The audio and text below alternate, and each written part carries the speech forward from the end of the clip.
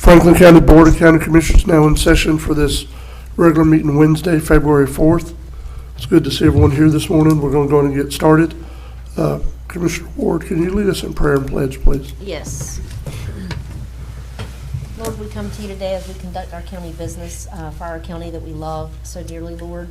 We also pray for a lot of people in our community that are sick or just need your healing hand or touch or get to just to know you, Lord. In your holy name we pray. Amen. Amen. Pledge allegiance to the flag of the United States of America and to the republic for which it stands, one nation, under God, indivisible, with liberty and justice for all.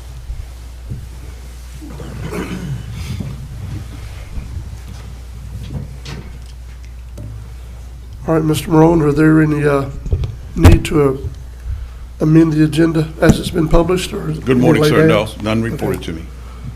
All right, so then I would entertain a motion to approve the agenda as it's been published. Second. All right, so we have a motion to approve by Commissioner Amison and Commissioner Sanders. It was seconded by Commissioner Curran. Any discussion? All in favor? Aye. Any opposed? That's unanimous. Up next, we're approving minutes and paying the county bills. The minutes are from public hearing on 12/2 of last year, the public hearing on 7/25 of last year, the regular meeting from January 7th of this year, the regular meeting from December 3rd of last year, October 22nd of last year, and looks like there's a couple of other workshop minutes that are in there. I make a motion to approve all the minutes as submitted. Second. Okay, is that motion for the minutes and the bills or just the minutes? Commissioner, is that just for the minutes or the minutes and the bills? Well, that's what it said. Okay. The minutes as submitted, Okay, all those minutes. all right, so we have a motion to approve the minutes by Commissioner Sanders, second by Commissioner Amison. Any discussion? All in favor? Aye. Any opposed? That's unanimous. Now we need a motion to pay the county bills. So moved. Second. All right, we have a motion to approve by Commissioner Amison, second by Commissioner Curran. Any discussion, Commissioners? All in favor? Aye. Any opposed? That's unanimous. Public comments, Mr. Stone? Mr. Al Stone? I let you down. I think I forgot to send them the link you asked me to send them last night, or send it to Michael anyway. Well, my IT department is a government issue, so There you go. I appreciate that. It's okay. My name's Al Stone. I live on St. George Island, and I have a proposition. Many times here at this dais, we talk about problems and we're reacting. This is proactive, something I've asked you to do many times, to be proactive. But in 1827, we went from being West Point on this side of the bay to being Apalachicola. It used to be called West Point. It's unusual that most people don't know that. But then 194 years ago, almost to the day, February 8th, we became Franklin County, which is amazing. But in that time, in 1831, a logo was created that still hangs on many of the welcome signs as you come into our community. One of the things that you'll notice there is a cross. What I'm proposing to you today is that in 38 days, in a place called the Kendrick Boardwalk, Dwarf Cypress, inside of Tate's Hill, that communion would take place. Why? For the healing of our community, not only here in Franklin County, in unity. You say, well, you don't need our permission. Though I've asked this question, and I'll go to that many times, why are you asking for permission? Any good deed does not go unpunished in our county. May I say that again? Any good deed does not go unpunished in our county. I am raising my head to do a good deed, and I'm sure I will be punished for it. I'm asking for your support in that process. Yes, we need a permit. That permit will have to take place in the next 38 days. I'm just asking that you would be supportive to such a thing as taking communion on Good Friday April the 3rd, which would take place between 7:03 and 8:09. If we don't get the permit, as long as we don't have 75 people at one place at one time, we're okay within that permit. I have not asked the Sheriff's Department for any help. We need a Type A permit in the NEPA. The National Environmental Policy people are the only people that I'm having a stonewall with. But the last person I spoke to on this cell phone in my truck outside this door lives inside the Beltway. His name is Scott Schultz. He's the chief of the U.S. Department of Agriculture. He's got 33,000 employees. I hope I have his permission. He said, why do you need such permissions at the top? Because there's always the devil's in the details. I'm just asking you to join me if you so choose. If you don't, that's okay. But that you would, if it becomes an obstacle, someone tries to stop us from doing it, please just be supportive. That's all I'm asking today. No resolution, no vote, anything like that. But on, Lord willing, April the 3rd at sunrise in hell, we will be taking the Lord's Supper for the benefit of our county. And hopefully, whether you're left or right, up or down, whatever you choose, you'll come and join us on that day. Any questions? Any questions, Commissioners? I got something I want to say here. This is the United States of America. We can take communion wherever we want to. Well, it's your district. And especially Ralph Kendrick Ward Stop. Well, I appreciate that. Well, Miss, you may want to make a resolution to that. I agree with that. That's what I'm saying. At this day and time, we may have had a lot of things go wrong in this country, but one thing I know is you can take communion when you feel the need. Well, I appreciate you being vocal about that. I appreciate that.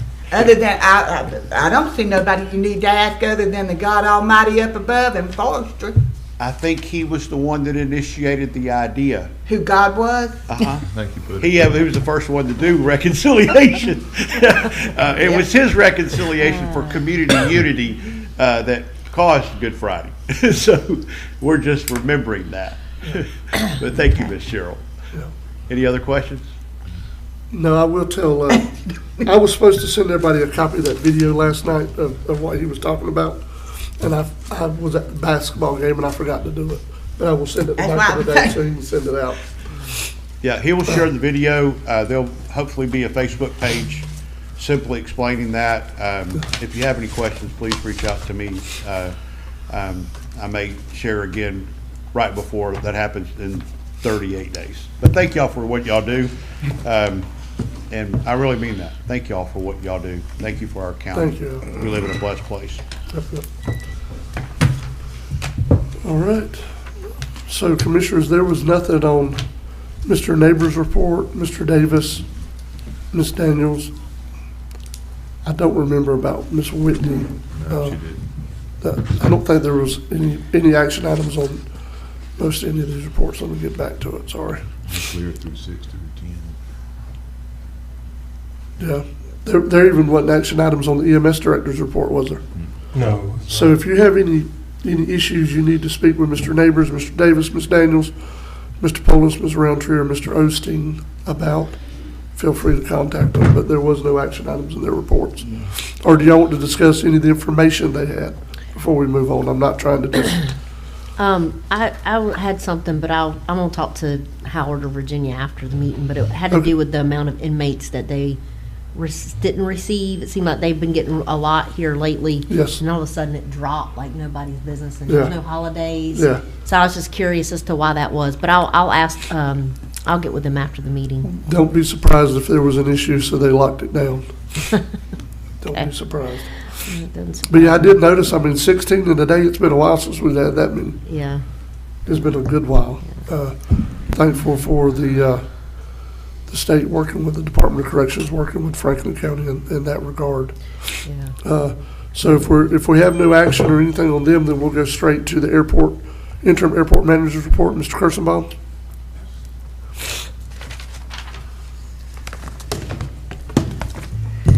Hello, Commissioner. Steve Kirschenbaum, interim airport manager. This reminds me of high school with Cliff Notes. This is the Cliff Notes version of the meeting. It's going pretty fast. That's pretty cool. I was going to say I have two action items. One is I worked hand in hand with AvCon on a Florida Commerce Job Growth Grant.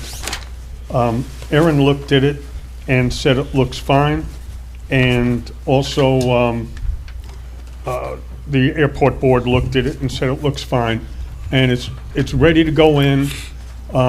Secretary Kelly and Deputy Secretary Justin were in communication with me, and they said the 2.5 million is the sweet spot. Don't go a lot crazier than that, and hopefully something good will come of this. So I'm asking permission to submit to have AvCon, who submits a lot of grants for the airport, to submit that grant, and hopefully in the next month or two, we can get 2.5 million towards the hangar project, which will be an income-producing project for the airport. So let me ask you a question before we get started here. Is this a voted-on recommendation by the AOED board? Yes, it is. They voted, what was the vote? Unanimous. Okay. I just want to make sure everything we're doing, so having the benefit of serving the county on some of our volunteer boards that recommend to this board, they need to be voting on them, not just having a discussion about them. No, So the way you were presenting it a minute ago was just they were aware of it, but we didn't know for sure, looking at what you have here. I'll make sure I say If they it voted clearer. on it or not. Yes, it was voted on, Okay. unanimous, and they Okay. want to see this happen. All right. I just want to make sure I just want to make sure our volunteer boards know that they are important, All right. that they're You know not what? trying to be bypassed. And I'm not talking about just AOED, I'm talking about all of them. And sometimes I may come to this board and I may differ in opinion from what they say, Yeah. but this was a unanimous thing. All right. All right. So any questions, commissioners? When is this due, Steve? You know, It's, is the cycle open right now? I the guess is what job I'm growth asking. grant is just ongoing, Oh, is it? Okay. and I called, there's still money there and will definitely be considered. Okay. Is there, Mr. Chairman, there's no match or anything for this, is there? No, how grants work, is there a match to this, or is it just straight money, or? Actually, there is a match, but I use the 2.3 million that the FDOT already has on the table for the project. So that would mean we will have, if we get this grant, we'll have 4.8 million towards the project. And also, we still have the 2.5 million appropriation with the House and the Senate and the state. Still waiting on that. So the match was FDOT. Okay. All right. Any other questions? What's the pleasure of the board? So moved. Second. We have a motion to approve by Commissioner Amison, second by Commissioner Croom. Any discussion? All in favor? Aye. Any opposed? That's unanimous. Go ahead, sir. Thank you, Commissioners, I appreciate that. The hangar, next action item is the hangar that just got turned back to the town on the early termination lease. I call it the Burger Hangar, but it's actually Hangar 13 on a master plan. We have somebody who's willing to go in there immediately, and what he's willing to do at fair market value, and I gave you a copy of the sheet because I called surrounding airports. We were previously getting a little over $100 a month on a land lease on that property. To start, we'll get $1,100 a month. He wants a 5-year lease, and he's going to give me the back 20 feet of the hangar to use for an office, because I had to get all my stuff out of the Haney hangar because they're moving forward over there. But it's going to be a temporary office, and I'm hoping in a few months I'll be out of there. At that point, the lease payment goes up to $1,500 a month. The surrounding airports, when I called all the surrounding general aviation airports, they're all getting between $1.87 and $2 and change a square foot for storage hangars, for aircraft storage hangars. On a business note, I would get $5 to $8 a square foot for a huge business in a hangar. Like we bring in an FBO, if we bring in a MRO facility, But for a straight-up storage hangar for an aircraft, that's what the other airports are getting. And I think we'll be getting about $18,000 from the get-go. Well, I'm sorry, hang on, I have it on the sheet. We'll be getting $13,200 from the get-go, and as soon as I'm out of there, we'll get $18,000 a year from the lease payment. And Phil is an integral part of that airport, and he's a very educated consultant, and actually, he's my brainchild with a lot of stuff, and he helped tremendously with the air show. And I don't think this is a good old boy lease. I think this is doing, this will be good for the airport. So I'm asking if we could execute the lease that was reviewed by the AOED. They voted in favor of moving forward with it as it sits. And the Attorney Schuler cleaned up the one paragraph of it.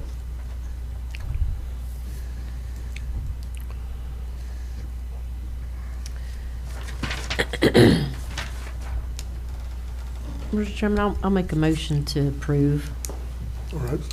I second the motion. We have a motion to approve. I do have a question there. All right, go ahead. Well, hold on just a second. We have a motion to approve by Commissioner Ward, second by Commissioner Amison. Go ahead with your discussion, sir. You mentioned a commercial tenant. What did you say the rate was on commercial tenants? Commercial tenant, I called over, I'm still working on the surrounding airports, but I worked on Tallahassee, which is a busy airport. If they rent to a corporate jet company that's moving jets out of a hangar, they get $18 a square foot at Tallahassee. And I'm sure, I didn't hit Panama yet, but when we get to that point that we have commercial facilities built at that airport, we will be the less expensive choice for corporate aircraft, and I think it could generate a ton of money. I would go up at this point if we bring in, or even on a renegotiation of lease with Centric, I would say we move to $5 to $7 a square foot, but that's just me speaking. Right now, I think they're in about the $2 or $3 range. That's why I was just curious what the rate was on commercial, because I know we got, I think, 3 hangars right now that are commercially rented. That's well under market value, but I was just, from my Yeah, mind. there is no anything else that we could do commercial in. Everything commercial's rented to Centric. I just have one question. Michael, is Miss Aaron on the line? I hate to put her on the spot, but I want to know, we've talked about this before. Miss Aaron, if you can hear me, when we were looking at hangars before and they keep giving us from the, I think it was from, not DOT, it may have been DOT or FAA, one of them was giving us a issue with hangars and leases and talking about fair market value and talking about cutting off funding. Did they give us any kind of dollar per square foot deal when we were having those discussions, Ms. Aaron?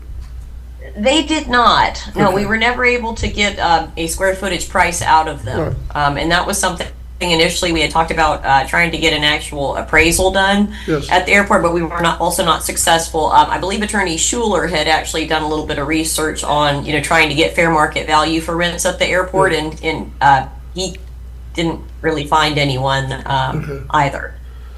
Yeah, well, it might have been one of those things where they weren't going to give us the answer to the quiz. They just wasn't happy with what we were doing. You know what I mean? So, Mr. Chairman, can I interrupt on that? give me just a second, Oh, you sure. can. But anyway, I just wanted to make sure that was, you know what I mean? It seems like it's on the up and up as far as the way it is with other places. I just wanted to ask you, you're our brains of this operation, so sorry to put you on the spot. Yes, sir, go ahead. Oh, and what I was going to say, at that time when that came up, it was because we were looking to give the hangar to Haney for free. And that's why that whole fair market value thing came up. Yeah. But what I plan on doing, this broad informational thing I did with the surrounding airports, I'm going to take this documentation and go back to the FAA and FDOT and get something written up that says we're okay. And the big thing I want to do is land leases as well. But we're well within the realm of all the surrounding airports. And with our T hangars were actually higher than Tallahassee and higher than Panama. So we're doing real good with the T hangars. All right. But I will bring something back. I'll try my hardest by next month, executed by FDOT and FAA, saying that here's the rates and we agree Okay. with these. That'd be fair, thank you. Yeah, it wasn't an effort to attempt to derail it. We've already got a motion and second here. We're under discussion. I just wanted to make sure that we weren't running afoul or anything or going to have any unintended consequences. That's why I wanted to ask the question. Thank you. Any other discussion, commissioners, before we vote? All in favor? Any opposed? It's unanimous. All right, and any other questions on my report from anybody? Commissioners, y'all have any other questions or concerns? All right, thank you, Mr. Steve, we appreciate it. There's one thing informational I'd just like to bring up that got emailed to me last night, All right, Mr. Chair. Beth Kirkland, who's now Beth Sicchetti from the Florida Economic Development Council, I've been in touch with because I was researching the freight logistics zone and money that Gulf County was getting, and I was just wondering what was the status of that. We started talking, and I said, at some point, I said, I'll bring this back to the county, and I'm not doing it now, but at some point, when the airport board reviews things and starts talking, maybe I'll come back to the county commission. But I said I would love to do a roundtable at the airport at some point, and she sent me this last night, very short paragraph. Thank you so much for my call this afternoon. I appreciate you looking into hosting a group of state agencies and regional economic development leaders. She wants to do this on Friday the 20th for a tour of Franklin County Airport. We're also looking for an appropriate space where approximately 10 state and regional business resource agencies and organizations can table at a small business fair, which is available to the public. So parking and accessibility should be a solution. If you want to bring this up on your next meeting, because I kind of threw it at you, but I'd like to talk to John Solomon on this and maybe Bill Williams and come up with some kind of a plan. But the most important part of this is Secretary Kelly is going to be part of this, and we're going to have this job growth grant on the table, and I think it would be an excellent opportunity for the county. So where do I go with this? I you don't, need to get your information and forward to Mr. Morone so we can put it on the agenda. okay. All right, that sounds wonderful. Thank you, gentlemen. And actually, Mr. Chairman, actually, if you would ask Tom and George to put it on a workshop discussion that you guys have next week, Tuesday. Yeah, That's fabulous. Yeah. All right.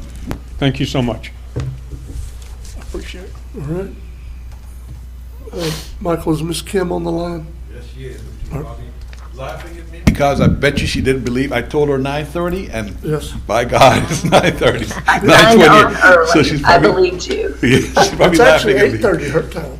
It is. And I got here at 7:30, John. Yes. Go ahead, Ms. Kim. Good morning. Good morning. Thank you for hearing me today. I have 3 items that I need to bring forward for the commissioner's approval. As you know, we're under federal grants, mostly related to Workforce Investment and Opportunity Act. And so these are items that come up every 2 to 3 years. They're either required by federal law or they're required by state law or state policy. So the first item is subsequent designation. Every 2 years, we must bring this back before our local elected officials, and we have to make a few statements to you. I think you have those there about fiscal sustainability and integrity, and also about performance. Our performance was very good in the past years. We've just recently gotten our newest performance, and we've exceeded or met all measures, with the exception of dislocated worker grants. And so we meet all the reasons why you would want to go ahead and approve this. And what this ensures is that we maintain the same regional footprint that we have and continue to operate in the manner that we do. And after this, it will go to the state board, and if they approve it, it will be signed off on by the governor. And we do that every 2 years. I'll entertain questions about that if you have any. Do you have any questions, commissioners? So, Ms. Kim, what you're looking for this morning, is it 3 separate motions? There are three separate items. Okay. You can take them as you choose, as long as you sign off on the approvals that we have to send up to the state, we're all good. Okay, Can we, Mr. Chairman, approve all three? Yes, They're kind of the yes, same in nature, yes, right? I'm just exactly. looking at them. Okay. So do you want me to move on to number 2? do y'all have any questions, Commissioners, before she moves on? No. Go ahead, Ms. Kim, let's talk about number 2. Okay, number 2 is the request for extension to provide direct services. Under WIOA law, when it was first created, it was envisioned that boards would contract out for services and contract out for one-stop operators, and everything would be separated. Although it does leave flexibility in the law for us to provide our own direct services, with the exception of training. We cannot provide training services. Those must be facilitated through training providers or work-based training opportunities.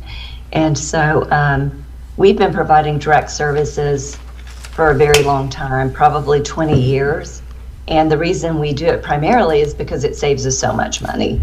When we have to contract with the service provider, we have to share all of the information from the state with that service provider, and then they oversee staff that provide the services. And when we cut that out, it's been a pretty good savings for us of about $300,000. And over the last 4 years, we've lost half of our funding. And so it's critical for us to be able to provide direct services.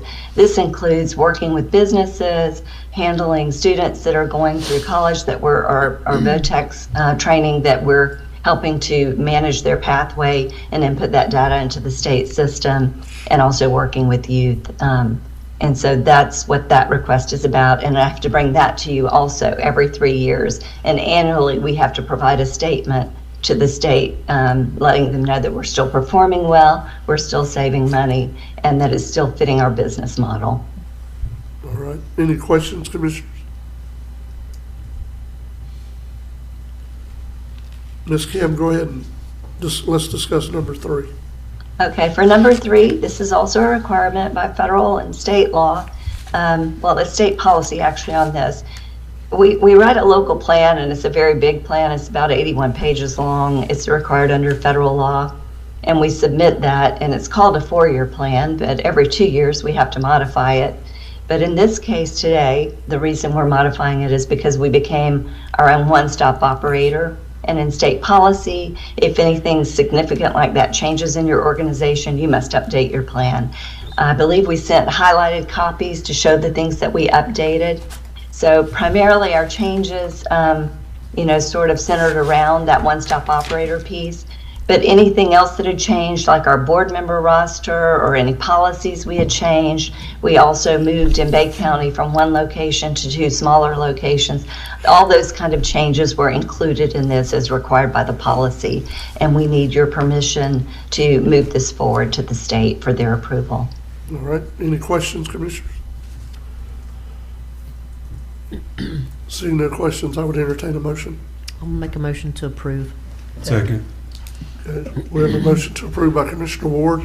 It was seconded by Commissioner Sanders and Commissioner Crew. I don't think I heard Commissioner Emerson. So any discussion before we vote? All in favor? Aye. Aye. Any opposed? That's unanimous. Ms. Kim, thank you for everything you do. Commissioners, do you have any questions before Ms. Kim leaves the meeting? 4 minutes. 3 We did our minutes. best to be efficient for you today, Ms. Kim. Thank you so much. I appreciate all your support, and thank you for approving these items today. Yes, ma'am, thank you. Mr. Chairman, before you, as you move on to Ms. Sarah Beth, I would ask that Aaron provides a little history. It's been a while since we had this presentation, and I think Yes. some of the commissioners want a little refresher as to how we all started off with Duke Energy, with that grant, et cetera, et cetera. Yes. Go ahead, Ms. Aaron. Right, Commissioners. In August of 2025, the board submitted a grant application to the Florida Department of Commerce to assist in the development of a retail recruitment strategic plan. Economic development consultant Mary Swope connected the county with the Retail Strategies Group. Retail Strategies has worked with other small counties and municipalities in Florida to actively recruit new retailers, provide data and market outreach to support growth of existing local businesses, and actively market business development opportunities. The grant through Florida Commerce will provide 73% of the cost for the first year, up to $32,930. The remaining $12,070 will be paid by the county's $20,000 line item set aside for general economic development services. Last year, a presentation was made by Retail Strategies on a project related to the airport site, and county staff saw firsthand the economic data and outreach services which would be available and how this program could provide insight as to where retail dollars are being spent, how much is being lost outside of the community, where the customer base is located, and how to better fill demand. In that presentation, Retail Strategies used retail data available by tracking cell phone data and visit numbers for Apalachicola Outfitters and the Dollar General in East Point. I believe Commissioner Amison sat in on that presentation with us. The county had previously applied for funding through the Duke Energy Foundation in 2024, and we are very excited to have access to data that has not been previously available to the county. Later in my report today, you will see a request to approve the independent professional analysis for the county's first Section 6 Public Facilities TDC project. That consultant has already contacted the county requesting traffic counts and visitor numbers, which previously was indeterminate and limited due to reliance upon FDOT traffic counts on various roadway segments in the off-season and rough estimates of attendance at various festivals and events. Retail Strategies will be able to provide the county with the supporting data to aid in documentation for these projects going forward. I will now introduce you all to Sarah Beth Stewart of Retail Strategies for her to provide a brief presentation of their services provided and a short synopsis of the grant scope of work, which will include a tailored market-driven approach providing valuable customer data to existing local businesses and aid in the recruitment of new small businesses. Good morning, Ms. Stewart. Good morning. Thank you so much for allowing the opportunity to see you guys this morning. I am joined with my colleague Garrett Smitherman. He's also labeled as Sarah Beth Stewart right now because we're using the same Zoom, so I apologize that he doesn't have his own name, but he is excited to join you as well. Aaron, thank you so much for that introduction. That you basically stole everything that I was going to say, basically. But I am going to go through this presentation and talk about the partnership with Franklin County. So let me share my screen. Just give me 1 second.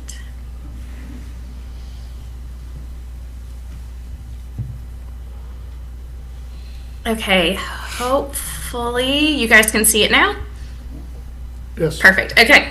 As Aaron mentioned, I am Sarah Beth Stewart with Retail Strategies. I've been with the company for going into my 9th year, and I have been working in Florida for the whole 9 years. It is truly my favorite my favorite state. My husband and I were part-time residents from 2022 to 2024 because he had a commercial construction. So we were living all over the place, and so Florida really is home for me. So a little bit about Retail Strategies. We were actually born out of a commercial real estate firm. So our sister company does everything from major mixed-use development to property management to tenant representation. We formed our municipal consulting side because we were trying to build a pretty unique Home Depot prototype in a very rural community in Alabama. We had walked into the mayor's office and asked for some information, and he pulled out some dusty, outdated data. And that was kind of our aha moment that there's a missing link between commercial real estate and municipalities. So we act as the extension of staff to make a proactive approach to retail development. We've worked with communities nationwide, we're trusted, and we do have a 4:1 client to staff ratio. So we're very proud to make sure that all of our communities are served appropriately and with the a great staff, which is why Garrett's on the screen with me. We are heavily involved with the ICSC. The president of my company actually sits on the board of trustees. ICSC is the largest networking group of commercial real estate. So anyone from Target to Dollar General and everyone in between is basically a member of ICSC, and so we're very active with that organization. I have also personally spoke at the Florida League of Cities Conference, as well as FREDA, and of course we're very active with Duke Energy, as Aaron had mentioned previously. So we are definitely understand the government realm. So a little bit about our process, and I am going to go through each of these, but just a bird's eye view. We do start with a market analysis, and Aaron really talked about some of those information that we're going to be pulling for you. The first 30 days of our partnership, we spent a lot of time studying your consumers, not just your residents, but who has the opportunity to engage with your downtown businesses, to other businesses throughout the community. We're also going to do a real estate assessment, and then we're going to put together a retail strategy that is very unique to Franklin County with very specific targeted prospects. The best part about this partnership is that this plan, this strategy is not going to sit on the shelf. We are actually going to implement this strategy. We are going to be doing the active recruitment component of bringing in retail, and then we're going to be supporting you in different ways. We become your data concierge. So if there is a data report requested for tourism or the airport or whatever it might be, we have access to a lot of information out there. So we're here to just provide that support in any way that we can. So let's dive into more of that market analysis. So this is probably how you would see your community, or how you do see your community, and how you might explain to someone a little bit about Franklin County. Well, here we are in the state. We've got roughly 12,000 people.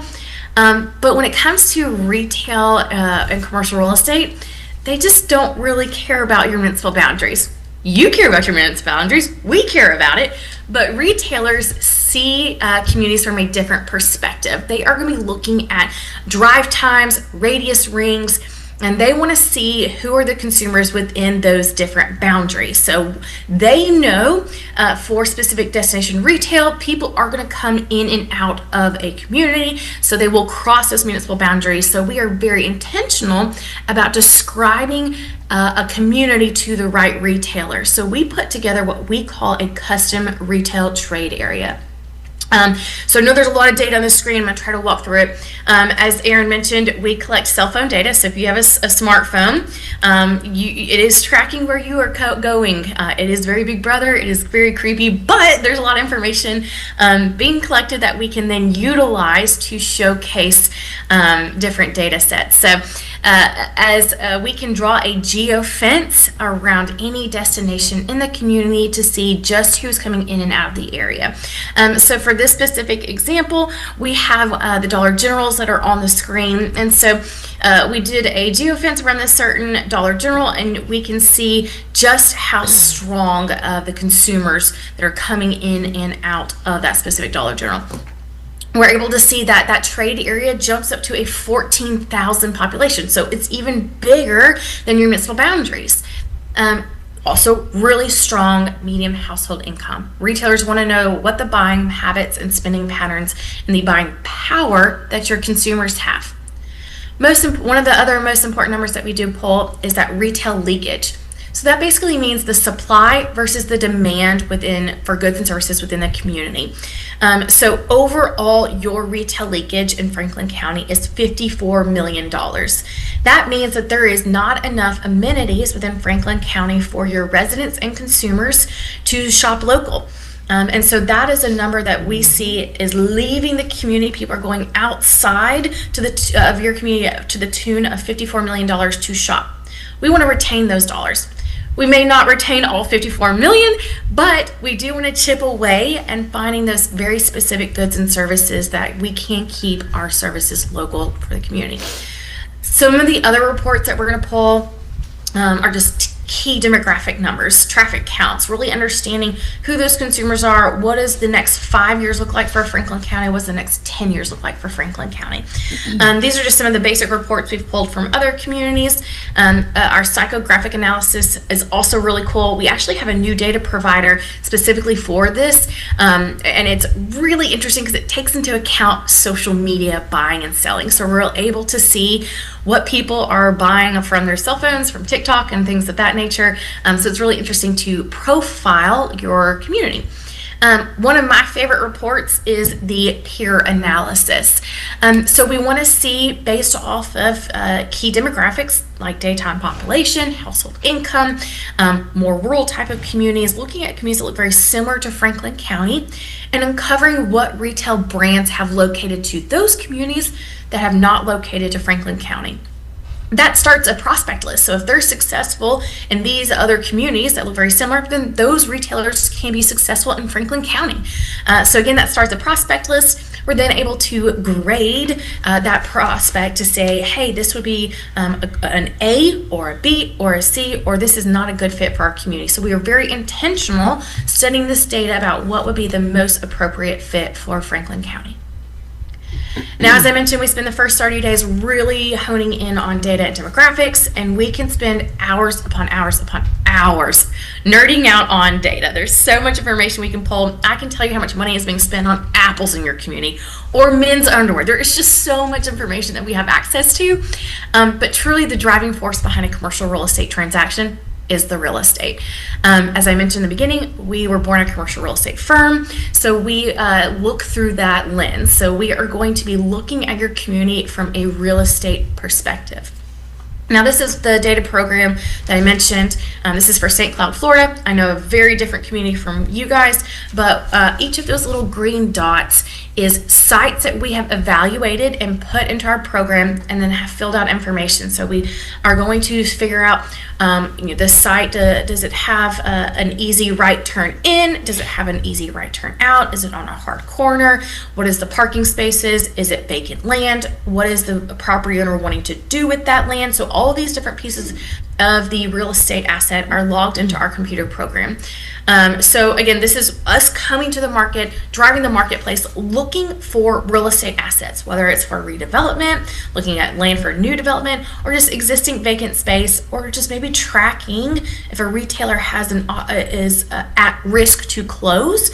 We want to make sure that we're tracking that so that when the retailer does go bankrupt or whatever happens, that we can then backfill it fairly quickly.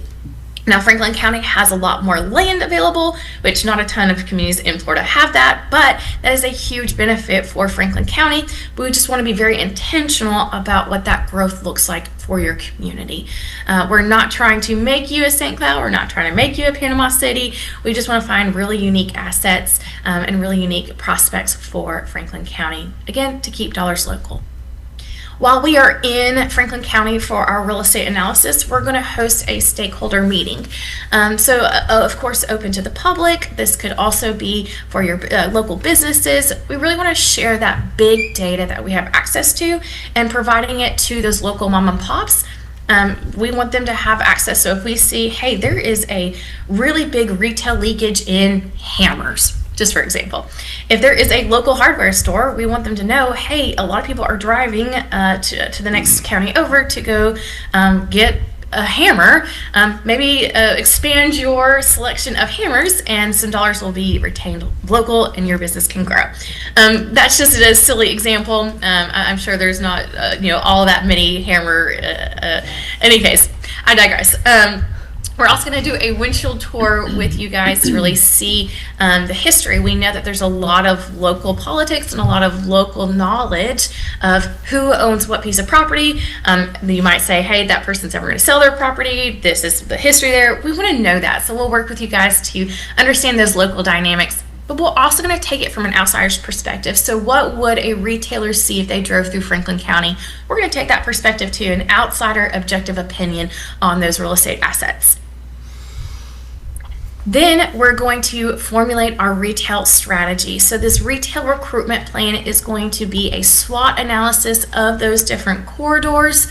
We're going to be then looking at very specific properties and then putting together a prospect list. This is where we say, hey, these are the retailers that would be very sustainable in your community. Your residents want to see them, and they would not hinder any other local business. So this strategy, again, is presented to you guys. You do get to have approval on those retail prospects, and this is where the rubber really meets the road, the active recruitment. So again, we're not just saying, hey, here's a list of retail prospects, have a nice life. We're actually going to call on the retailers, brokers, and developers to see about getting them to come open their next location in Franklin County. So I mentioned earlier, Garrett Smitherman, he is my colleague. He is the portfolio director. He is also backed by Sheldon, who is our retail development coordinator. and Ashton Rosen, who's our communications coordinator. And Aaron, Ashton is the guy that you and I have been talking about, has all the data. He's our data guru. So any kind of request that you have for information, he's our guy. We're also backed, of course, by our marketing team and our leadership team. And I'll be remiss if I didn't point out Clay Kraft on the very bottom. He was actually the Florida portfolio director. He started out retail strategies over 10 years ago. So he is still very active and knows a lot about Florida. So Florida is very lucky to have Clay also on this team. He's just got a lot of historical information and relationships in the state. And so this is where our team sits, in the middle of all of the commercial real estate individuals. So we're going to be calling on those local brokers, the commercial developers, working with community leaders, talking to the retailers and the tenant reps, and working with those property owners, whether they're local or not local, whether the land's in a trust or maybe the person doesn't want to sell it. We'll be working with all of those different individuals to make the magic happen, to get a deal done. One of the ways that we will be calling on those retailers, brokers, and developers is our ICSC. I mentioned that earlier, that this is the largest networking group of commercial real estate individuals. They have several conferences throughout the country. The biggest one is ICSC Vegas every May. It is the Super Bowl of all retail trade shows, and it is the craziest 2.5 days. It's 15-minute incremental meetings. Last year in 2025, our team had 386 meetings. So that is a lot of people to talk to, a lot of people to connect with, and a lot of opportunities for Franklin County to get in front of some really quality retailers. Another very important conference is the Retail Live. That is in Orlando. I think that's usually in March. So perfect timing. You guys will be represented at that conference, as well as the ICSC Orlando show, which is usually in August, July timeframe.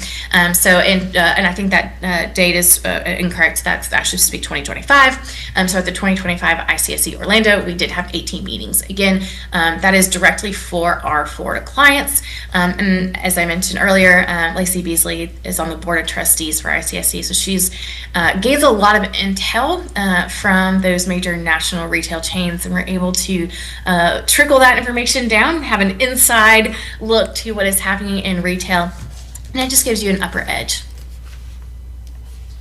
Next is our reporting, because as our partnerships are only as good as what you guys get to hear. So we utilize Basecamp's communication portal. So as Franklin County's team grows, they can get access to this Basecamp, and so they can see all of the data that we house, all of our communication, anytime we have an update. So if we hear from a retailer, no, we're not interested in moving to Franklin County right now, we're going to log that in there so that you guys know exactly what is happening. Or if it's a yes, great. What is the next step with getting this retailer to open their doors in Franklin County? So all that information is housed, the good, the bad, the ugly, and even just what the next steps are, and any other kind of information that we collect through our process. I know I've talked a lot, shared a lot of information, so what questions do you have? Commissioners, you have any questions? Yes, Mr. Chair, I got a couple. What evidence shows this model has worked for our size-alike counties or similar markets? Say that one more time. I'm so sorry. What evidence shows this model that you presented worked for our rural counties or similar markets? Absolutely. So there are, I think, 19,000 communities across the country, and they all want the same type of retail. And all of those retailers, they're getting hounded by all of these communities saying, hey, you should look at my community, you should look at my community.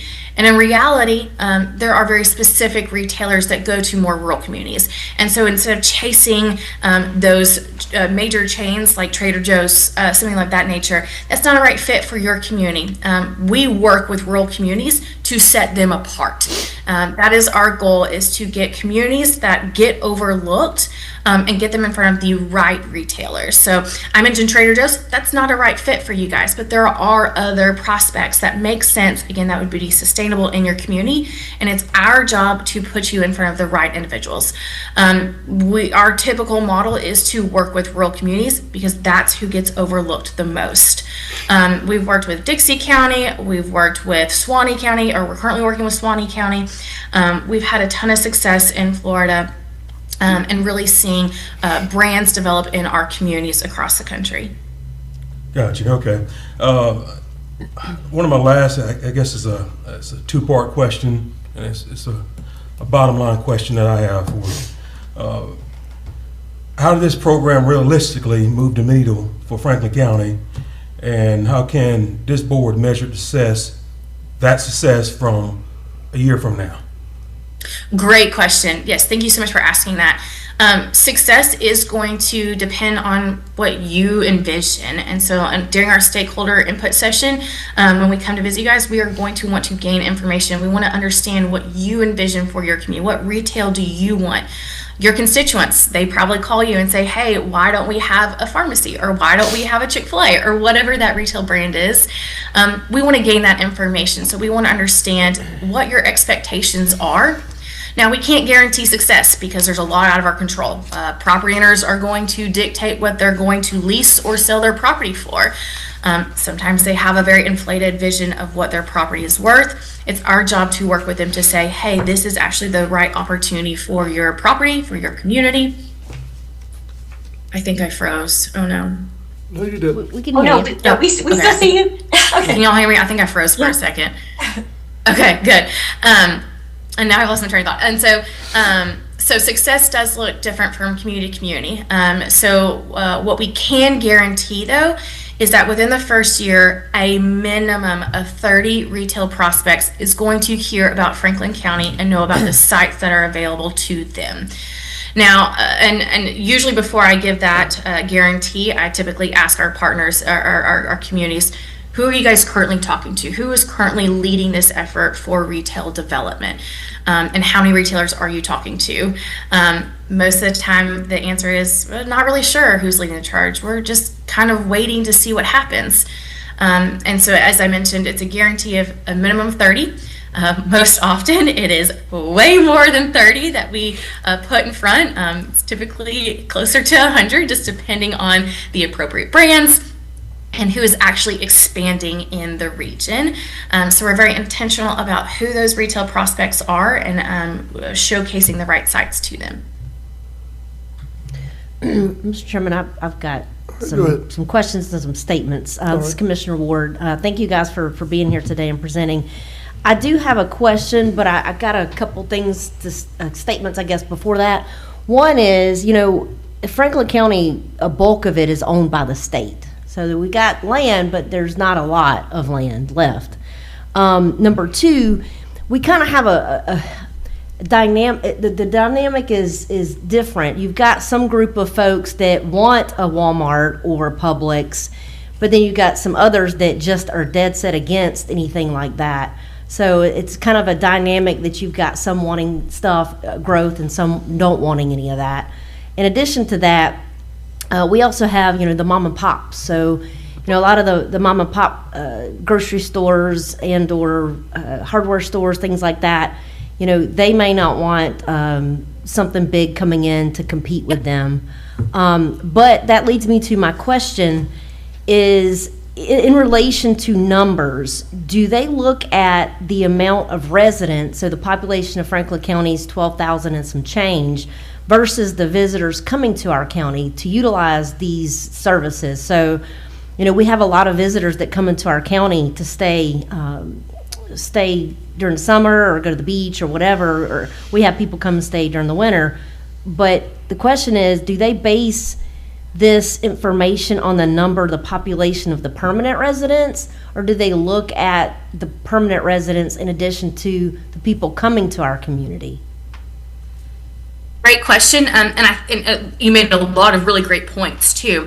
My sound is a little off on my computer, so I'm having a hard time hearing, but I do believe I got everything that you said. But yes, retailers are going to want to see where the density changes. So during daytime population, are you a community that has a lot of people during the day? Or are you a community that has a lot of people at night?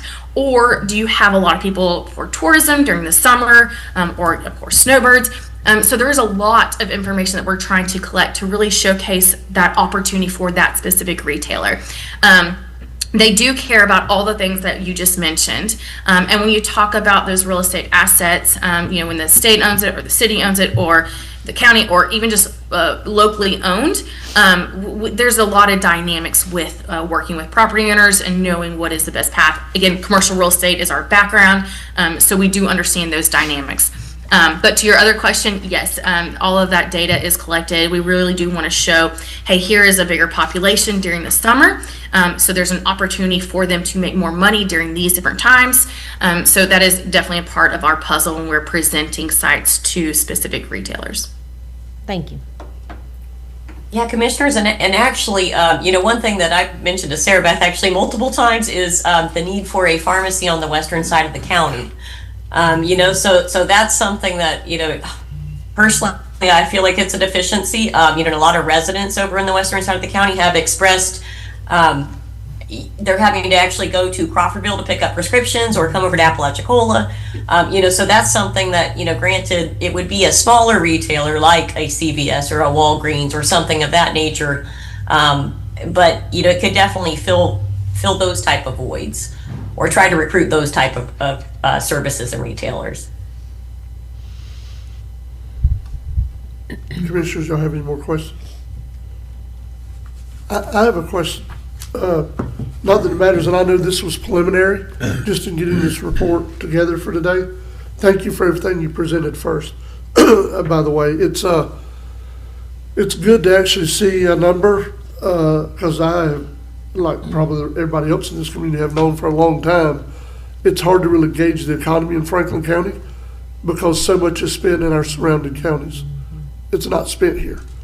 So that at the end of the day, that creates problems. So that puts more of a tax burden on our residents because now it's ad valorem. It's not coming from commercial retail, where our people are not only traveling out of our community to spend money, but they're also buying their gas out of the community because they've already traveled there. And all of that affects the amount of money we have for roads. So it's all a domino.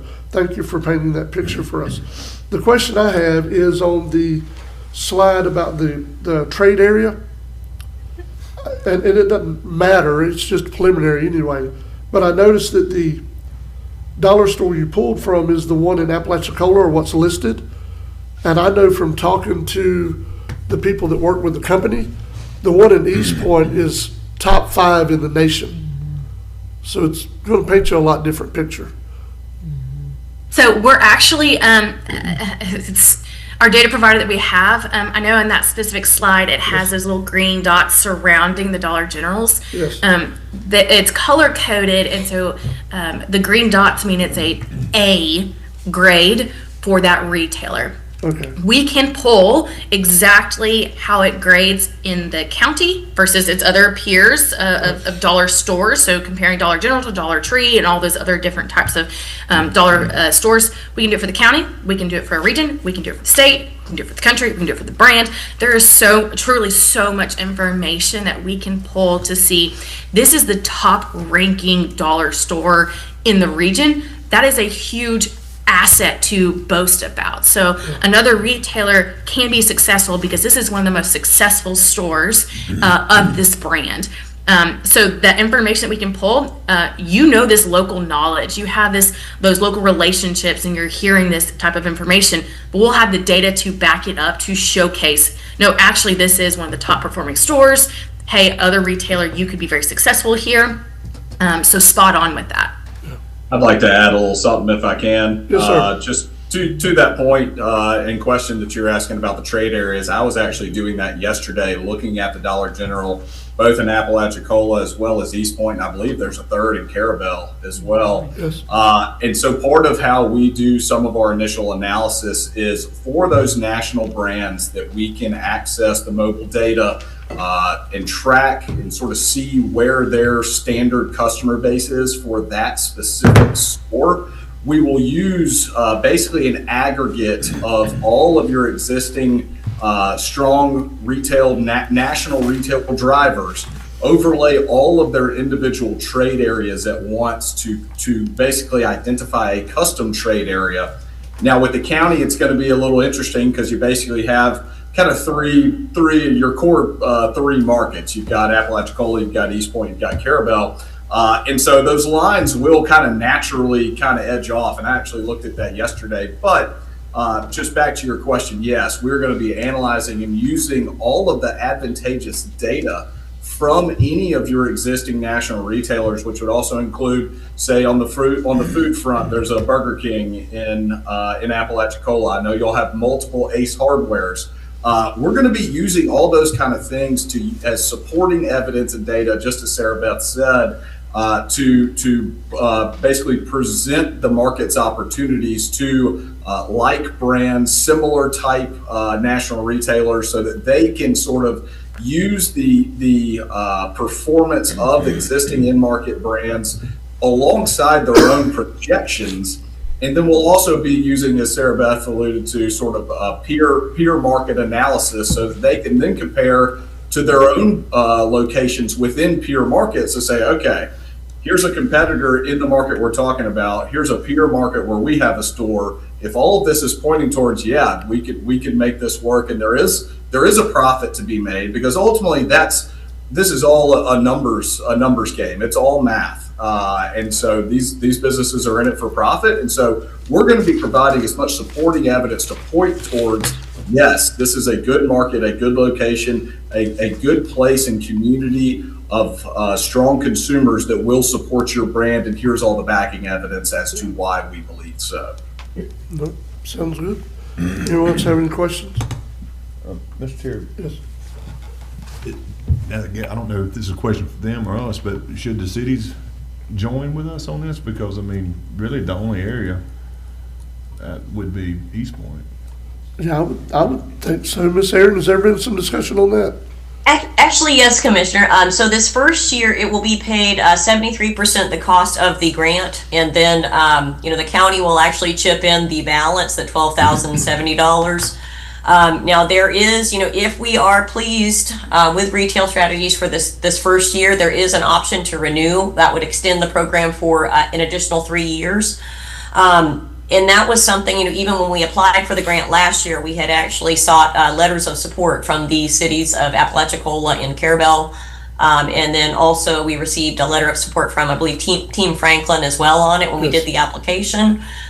So that's something kind of like future years will be kind of subject to negotiation, but this first year, it will be grant funded and county funded, and the two cities will be included in the analysis.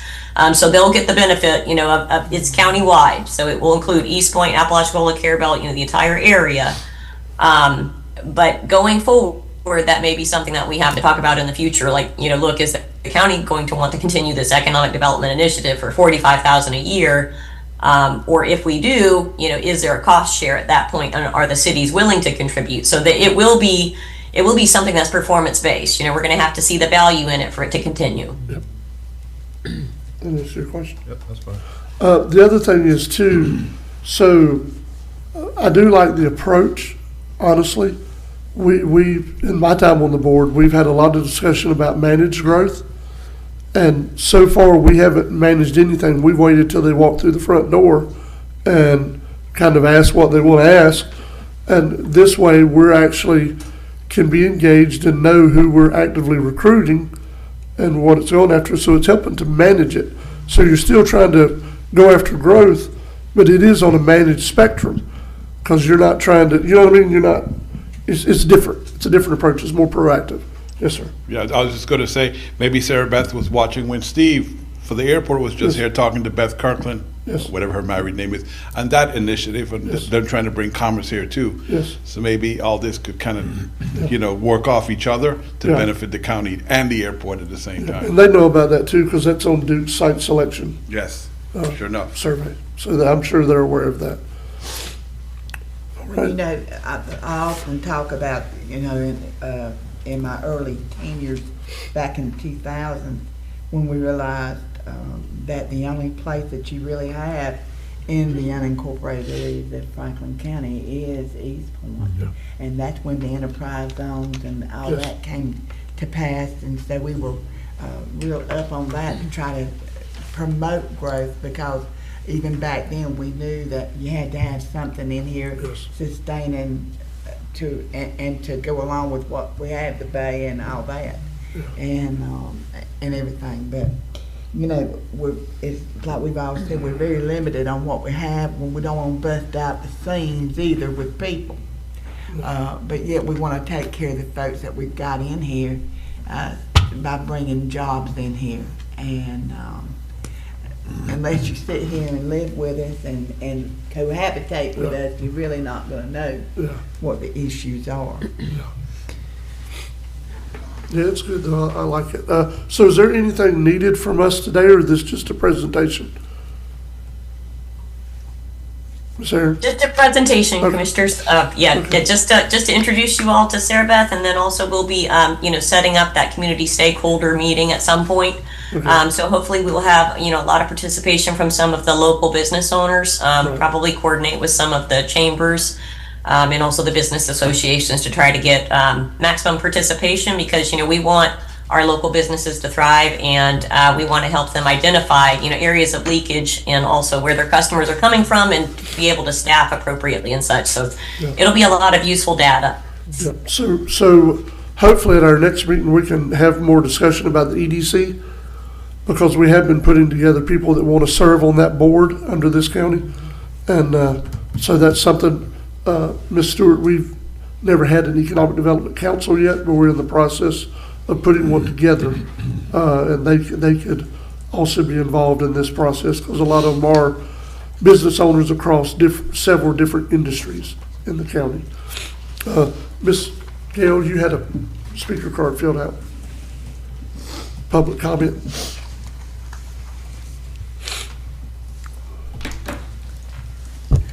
Thank you. Gail Rigglemeyer, St. George Island. I'm here to, first of all, I want to acknowledge and thank you for your desire to take a proactive approach to job and economic development. I'm a big proponent of data. I said what I heard today is this organization will provide a lot of good data that helps local businesses determine their customer base and what products move, what products are needed, so on and so forth. And it could provide opportunities for local people to maybe want to start new businesses that are desired here. My caution and things I want you to please think about that might create a slippery slope. The focus here is on retail. Retail is low-paying jobs, no benefits. We have a plethora of retail shops. You look around the county right now, they can't fill the jobs that exist today. Even the county, I'm seeing in the paper, county has jobs that they can't fill. So we're not filling retail jobs now. Retail jobs are low paying. We run the risk, and I have seen it in other communities, and you can't control who wants to come in and buy property and what they build. And the lady mentioned about another community where Home Depot came in. Well, you get a Home Depot or a similar type company, what happens to Ace Hardware, Taylor's, the little Carabel hardware store? What happens is you open this door and the big box people come in and they displace and push out the mom and pops, the local people. I have seen it everywhere, okay? Secondly, and that's fine, if that's what you want to make Franklin County into, I tell you, not only do people like me, and I'm sure a lot of locals, but even visitors, they live with that. And they come here because we don't have the big box stores. We have the mom and pops. They want to support our little local businesses. Secondly, we have limited land, as was already pointed out. We're owned by the federal and state government, a lot of land. So what little land we have, do we really want to turn it over to retail companies? Or do we want to leave that available and really continue what you've already started, attracting the kinds of industries that are compatible with our area, that are higher paying jobs, have benefits, are for skilled workers, full-time, not part-time. And so you only have a limited amount of land to work with, and what you do proactively is going to recruit whether the retail low-paying jobs, more of those that we can't fill now, or you save that land to make it attractive to attract the higher-paying industries and jobs. So I just ask that you think about these things. Who do we want to become? Because Franklin County is changing, and you proactively are going to control in what way it changes, and we can become unintentionally through a retail effort like Panama City and Destin and all the other places, or we can continue to grow organically with the local businesses and let people start businesses that way. So thank you for the opportunity to express my concern. Yep. Thank you, Ms. Gale. You know, it's, there's not that much property in Franklin County. There's not. But as a person that worked in a retail business that was one of those lower paying jobs that closed and put 3 of us out of work, if we can get any retail businesses in here, because we've lost 3 of them just in East Point in the last 6 months. So now we're a community and a county that wants to continue to have the best water access we can have, but we don't have anybody that does marine supplies. We lost people that do auto parts, so if you come in here and you break down, I don't know where you're gonna get your stuff from, because we don't have it here, because we don't want any low-paying jobs. I want jobs, period. And that's not meant to be against you, Ms. Gale, but I've 9 years of stomaching this diatribe. I've had about all I can take. We want to get jobs, period. And the jobs for people to fill jobs, it's not always about there's an open job and they can't fill it. Sometimes people are looking for a different job or a different fit. That's up to each individual business owner. And I'll remind everyone while we're talking about it, these retail strategies, it's the same way in Franklin County as it is the rest of the world. If I open a business, I'm the one putting myself at risk with the amount I'm collateralizing at the bank or what I'm doing. I'm the one deciding if I want to try to provide jobs in my community that can help people support their families, help them grow. It's all part of it. So, you know, to always, we're not going to, I don't see us ever getting jobs here where everybody in Franklin County is making $100,000 a year. That's like trying to hit a bullseye from here to the exit sign back there instead of from here to the edge of this desk. You're making it harder is all you're doing. So I'm glad that we're doing this retail strategies. I'm looking for good things out of it because the data is going to help us. And so I do appreciate you, Ms. Stewart, and you, sir, for your presentation this morning. I know that this is some of what that engagement meeting is going to be like, just so you know. Hey, Mr. Chairman, can I ask a question just for my own? Yes. Because maybe I misunderstood. So Sarah Beth, tell me something. You're offering us the data so that the board can make decisions and try and encourage business, not necessarily big box stores. I remember a while back, Commissioner Amison and I were trying to get some information for a local store, data for a local store, so they could know how much inventory to buy for future years. So I guess maybe I missed the mark, or I wasn't paying attention. Is this about big box stores, or is this just data to help us guide the businesses we already have and find services that we don't have to fill a gap? I mean, did I miss something? I'm sorry, I kind of need some help here. I'd love to jump in here if I can, if that's all right with everybody. Yes, sir. I know that I think a lot of people, when they think about retail development, when they think about real estate development, I think a lot of people's thoughts immediately sort of move towards big box. Our approach and really what we want to accomplish and our understanding of how markets grow, how communities grow, you don't go from the bottom rung of the ladder to the top rung. And, you know, this will be an incremental effort to where we not only are constrained by the availability of real estate, which at this point we don't exactly know who might be willing to sell, who may not. It could be that the best pieces of real estate that make the most sense for a national retail brand, which could be, say it's a quick service restaurant, say it is one of the commissioners just mentioned auto parts, say it's an O'Reilly, say it's an AutoZone. The site that they want, the owner might not be willing to sell. And so we're going to be looking at very constricted sections of frontage roadway in potentially Apalachicola, East Point, Carabel.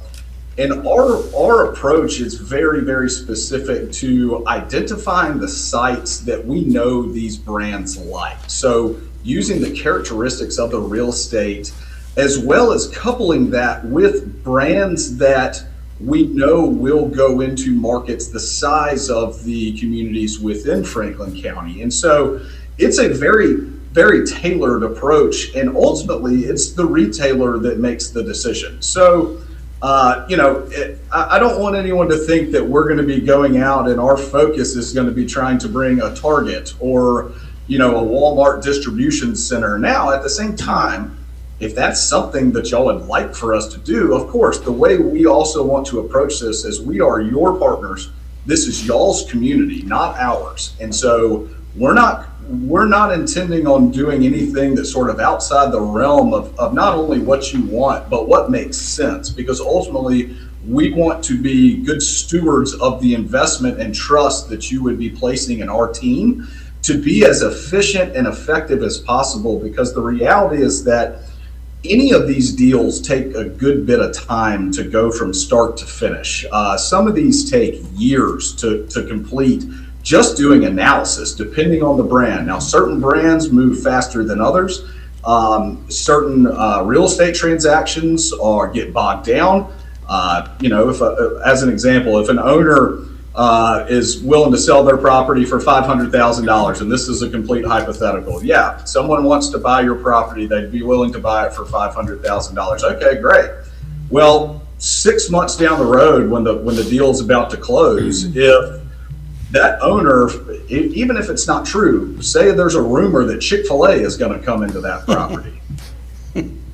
That price tag on that property might have just gone from $500,000 to $1.5 million, and at that point the deal's off. That will kind of kill the deal. So I share that as an example of not only just the challenges and the difficulties of any of these things coming to fruition as it is, but also the balance between our approach, y'all's desires, and also what makes sense, because we're not going to want to go and start, rattling the phones off the hooks with brands that don't make sense for your market. And so all of the front end data and analysis and market research is what's going to point us towards, okay, these brands make sense because of all of this front end work we've done. Now let's try to find a piece of property that the brand, it'll check the boxes, because the way they operate is they basically will grade a site, and they're not going to take a C-rated site if there's an A-rated site down the street. And so they'll just hold off, because again,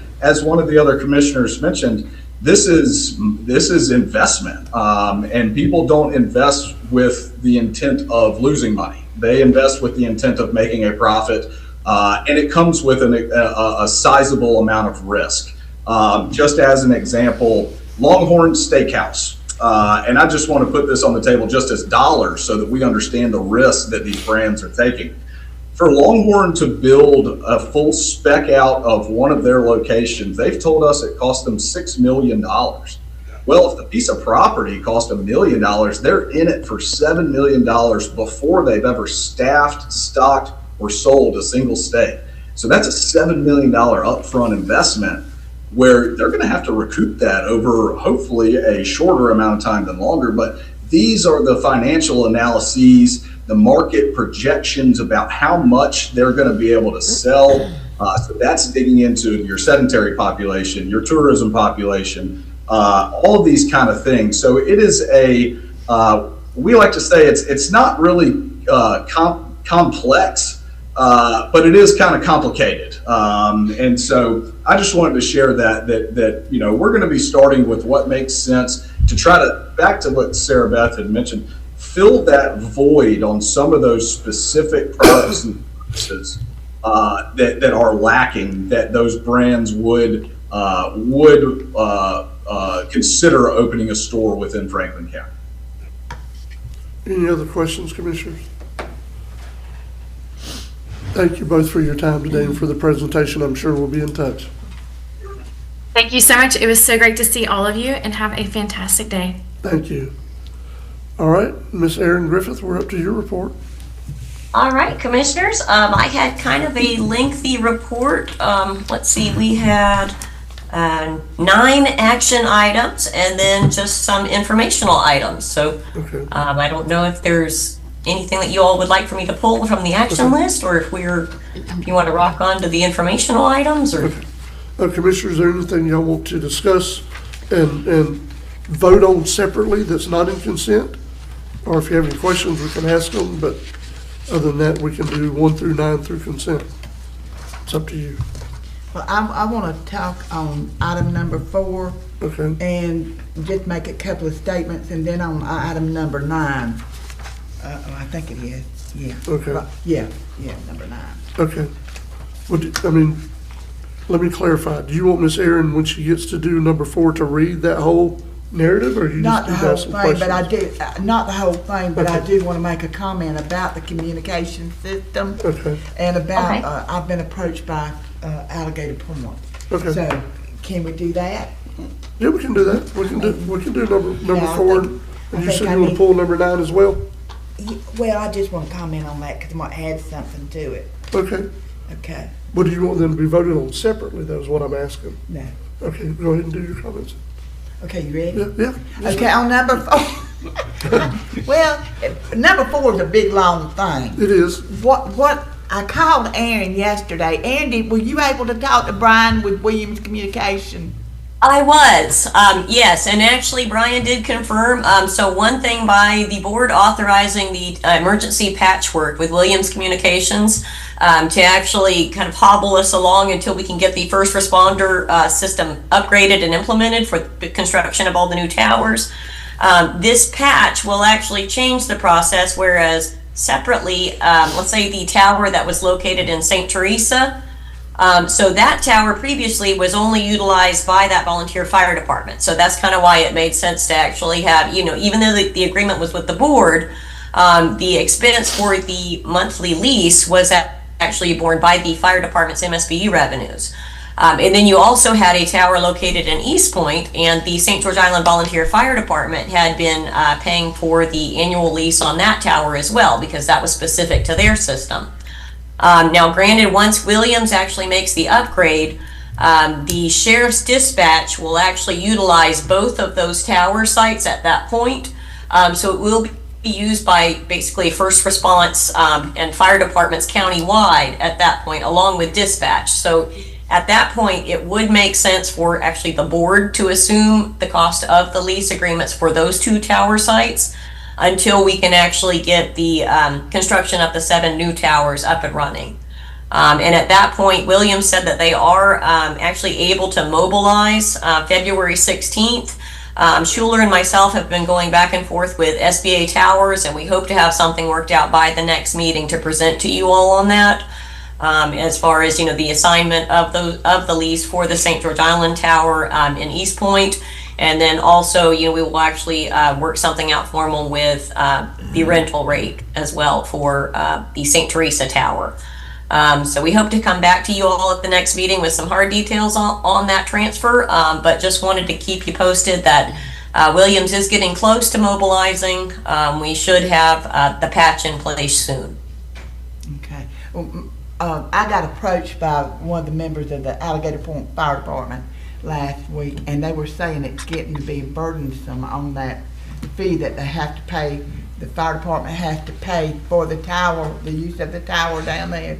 And I just wanted to bring that to the board, and I talked to Erin about what we could do, and this is what she came up with. But I just wanted the board to know that there Having that discussion. yeah, and that we need to have discussion about that because they are providing a service for Franklin County. So- Well, if I may, and Aaron, jump in if I'm wrong here. So basically what's happening, the status of the use of the towers are changing. Where the tower was for that particular fire department is now part, with Williams' update, it's now gonna be part of the network. Yes. So Yeah, since it's part of the network, the county needs to assume every tower that's now part of the network that was just, for that That's particular fire exactly right. department. And this is what I told the gentleman from Alligator Point, that once we get, all the systems going, then it will be under one. That's It'll right. be under one, and that's Franklin County.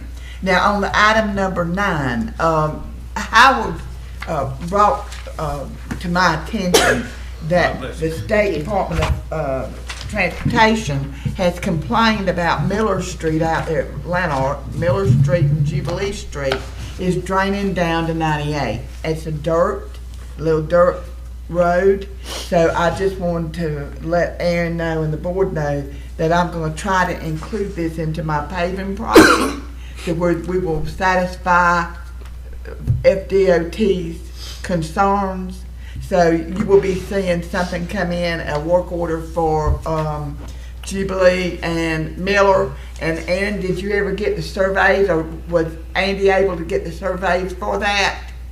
No, I actually reached out to the road department. I know Andy went out there and actually was on site, and he said that he could not determine where the right-of-way was for that roadway section. And then I also reached out to the road department, and Howard said that he did not have any clear maps either. So that's something we will need to actually have the Miller and Jubilee, both of those streets actually formally surveyed, where we can actually know where the right-of-way is for both of those roadway sections. Okay, thank you, Aaron, for that.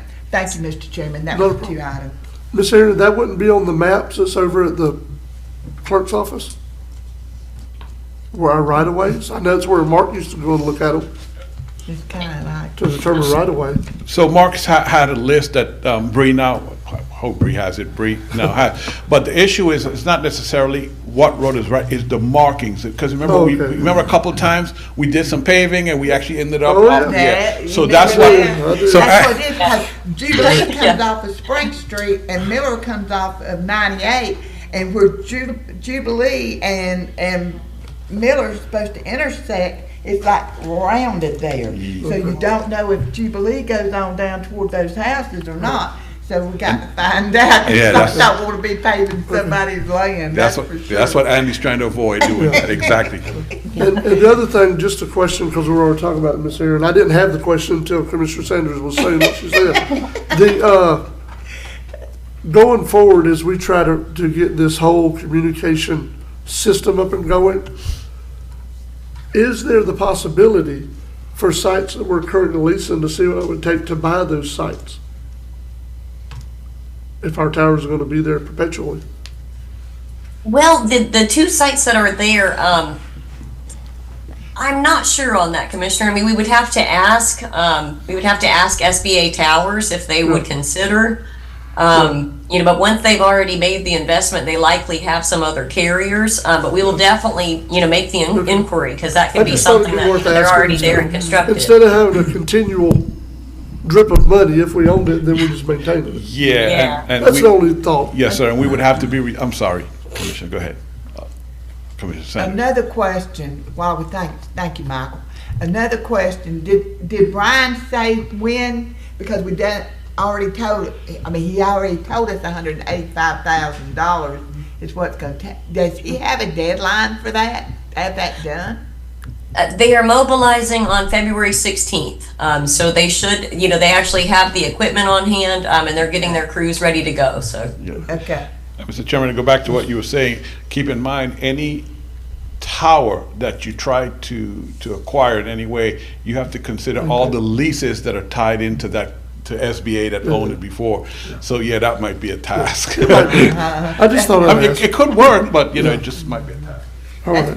That's where our legal eagle would get into it. All right, any more questions before we consider 1 through 9 on consent? Yeah, I got something on for All right. Mr. Chair. All right. Aaron, in regards to the tower for, I guess, west over here in west part of the county, we still having problems trying to find land We are, and actually, Omnicom has reached out, and they do have a representative that they're working with Deseret, Okay. for the western side of the county.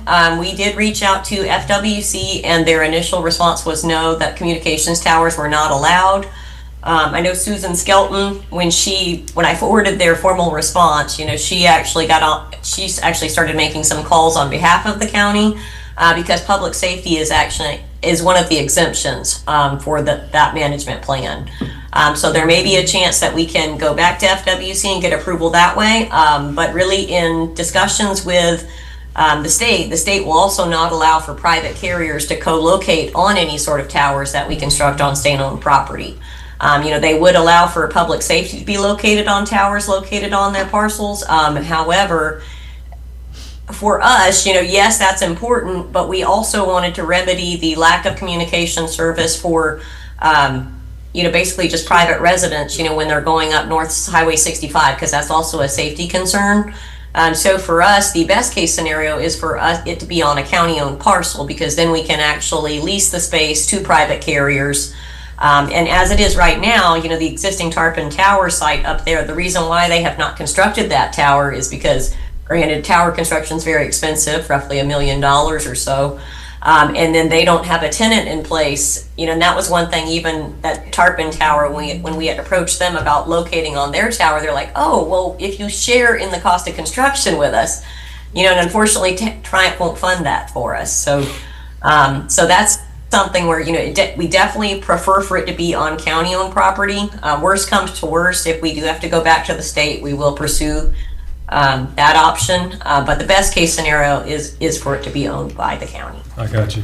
That was one of my questions about Deseret, and I didn't know if anyone reached out to the city of Appalachia, because I know they had acquired some property from Deseret for the fire range. Oh, okay. So the firing range leaving Appalachia got that from Deseret? yes. That is good to know. Oh, okay. So they did. just FYI, Yeah. we need to have a conversation about that Aaron, with Omnicom. I'm sorry, then we could try to, I don't think Chuck will know, but we can try and find out from the city who they contacted and then pass that on to Omnicom. Right. Yes, Thank yeah, you, that would Commissioner. be great. Thank you. All right, any others?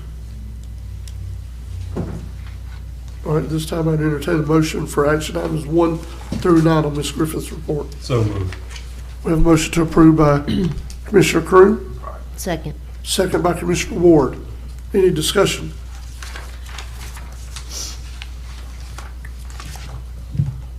All in favor? Any opposed? That's unanimous. Ms. Aaron, do you have some updates for us or information? I do, yep. I'm gonna skip that. You all have the informational line item there for retail strategies. I won't dip back into that again. But also for board information and miscellaneous project updates, the SGI Stormwater Project, the final installation of pipes and inlets should be completed this week. Extreme temperatures last week did impact the construction schedule, and roadway resurfacing to begin thereafter. Courtroom renovation project, the project was rebid with the additional design clarifications. The mandatory pre-bid meeting was well attended, and bids will be opened at the February 18th meeting. Island View Park FERDAP project is currently out to bid. The mandatory pre-bid meeting is scheduled on site for February 19th, and construction bids will be opened at the March 4th meeting. And the EMS director position is currently being advertised. It's posted to the county website and advertised in the Apalachicola Times. Applications are due by Friday, February 27th. All right. Ms. Aaron, on the stormwater project, the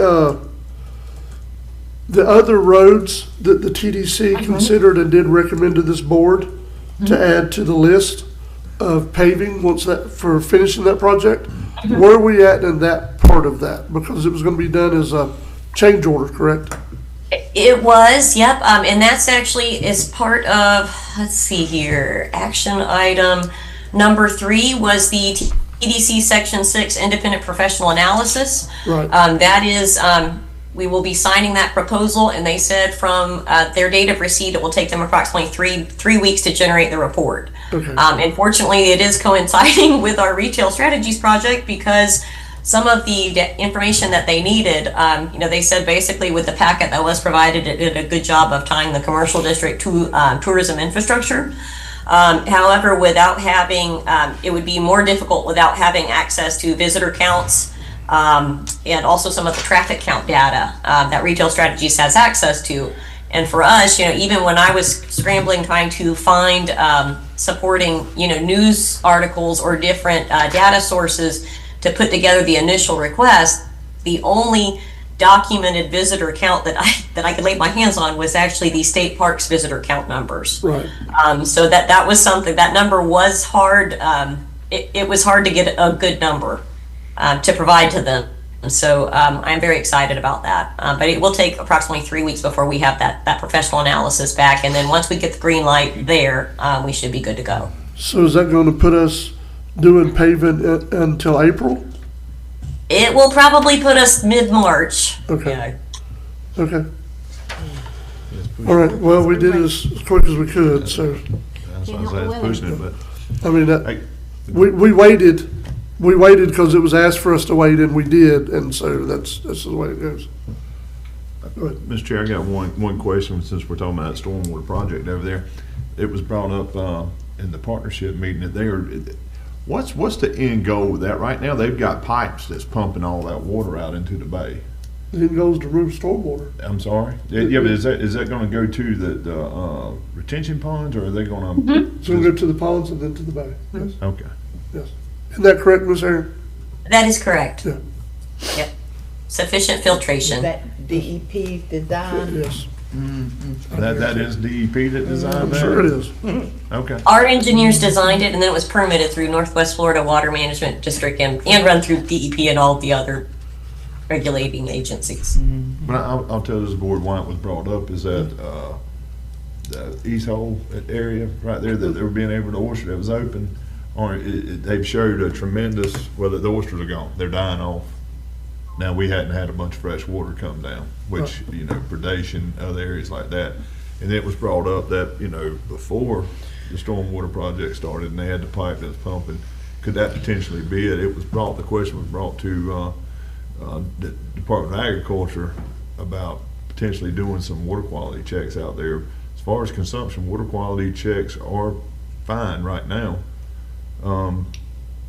Again, it was just brought up. I figured I'd bring it up here, ask a few questions. Yeah. That way y'all know what's going on with that. But I don't know if that has anything to do with it. Honestly, on a low drought year, it's gonna, even when everything was fine, you would have that kind of fall in numbers over there.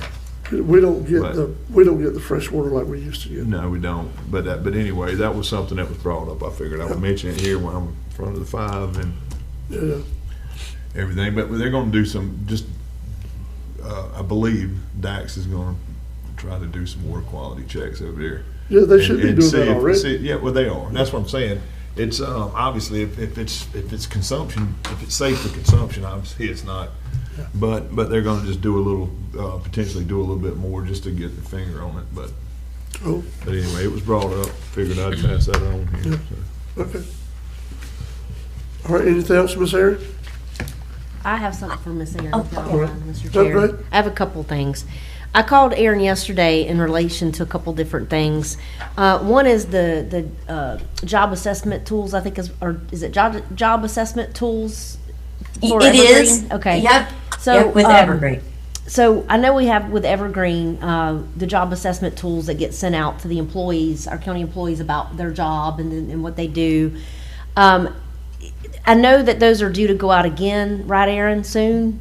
They are, yep. Okay. My intention is to actually have that in with their payroll checks as actually kind of an addition for anyone who feels like, they've been miscategorized or they feel like their job duties have changed significantly since the last time that the county did the study.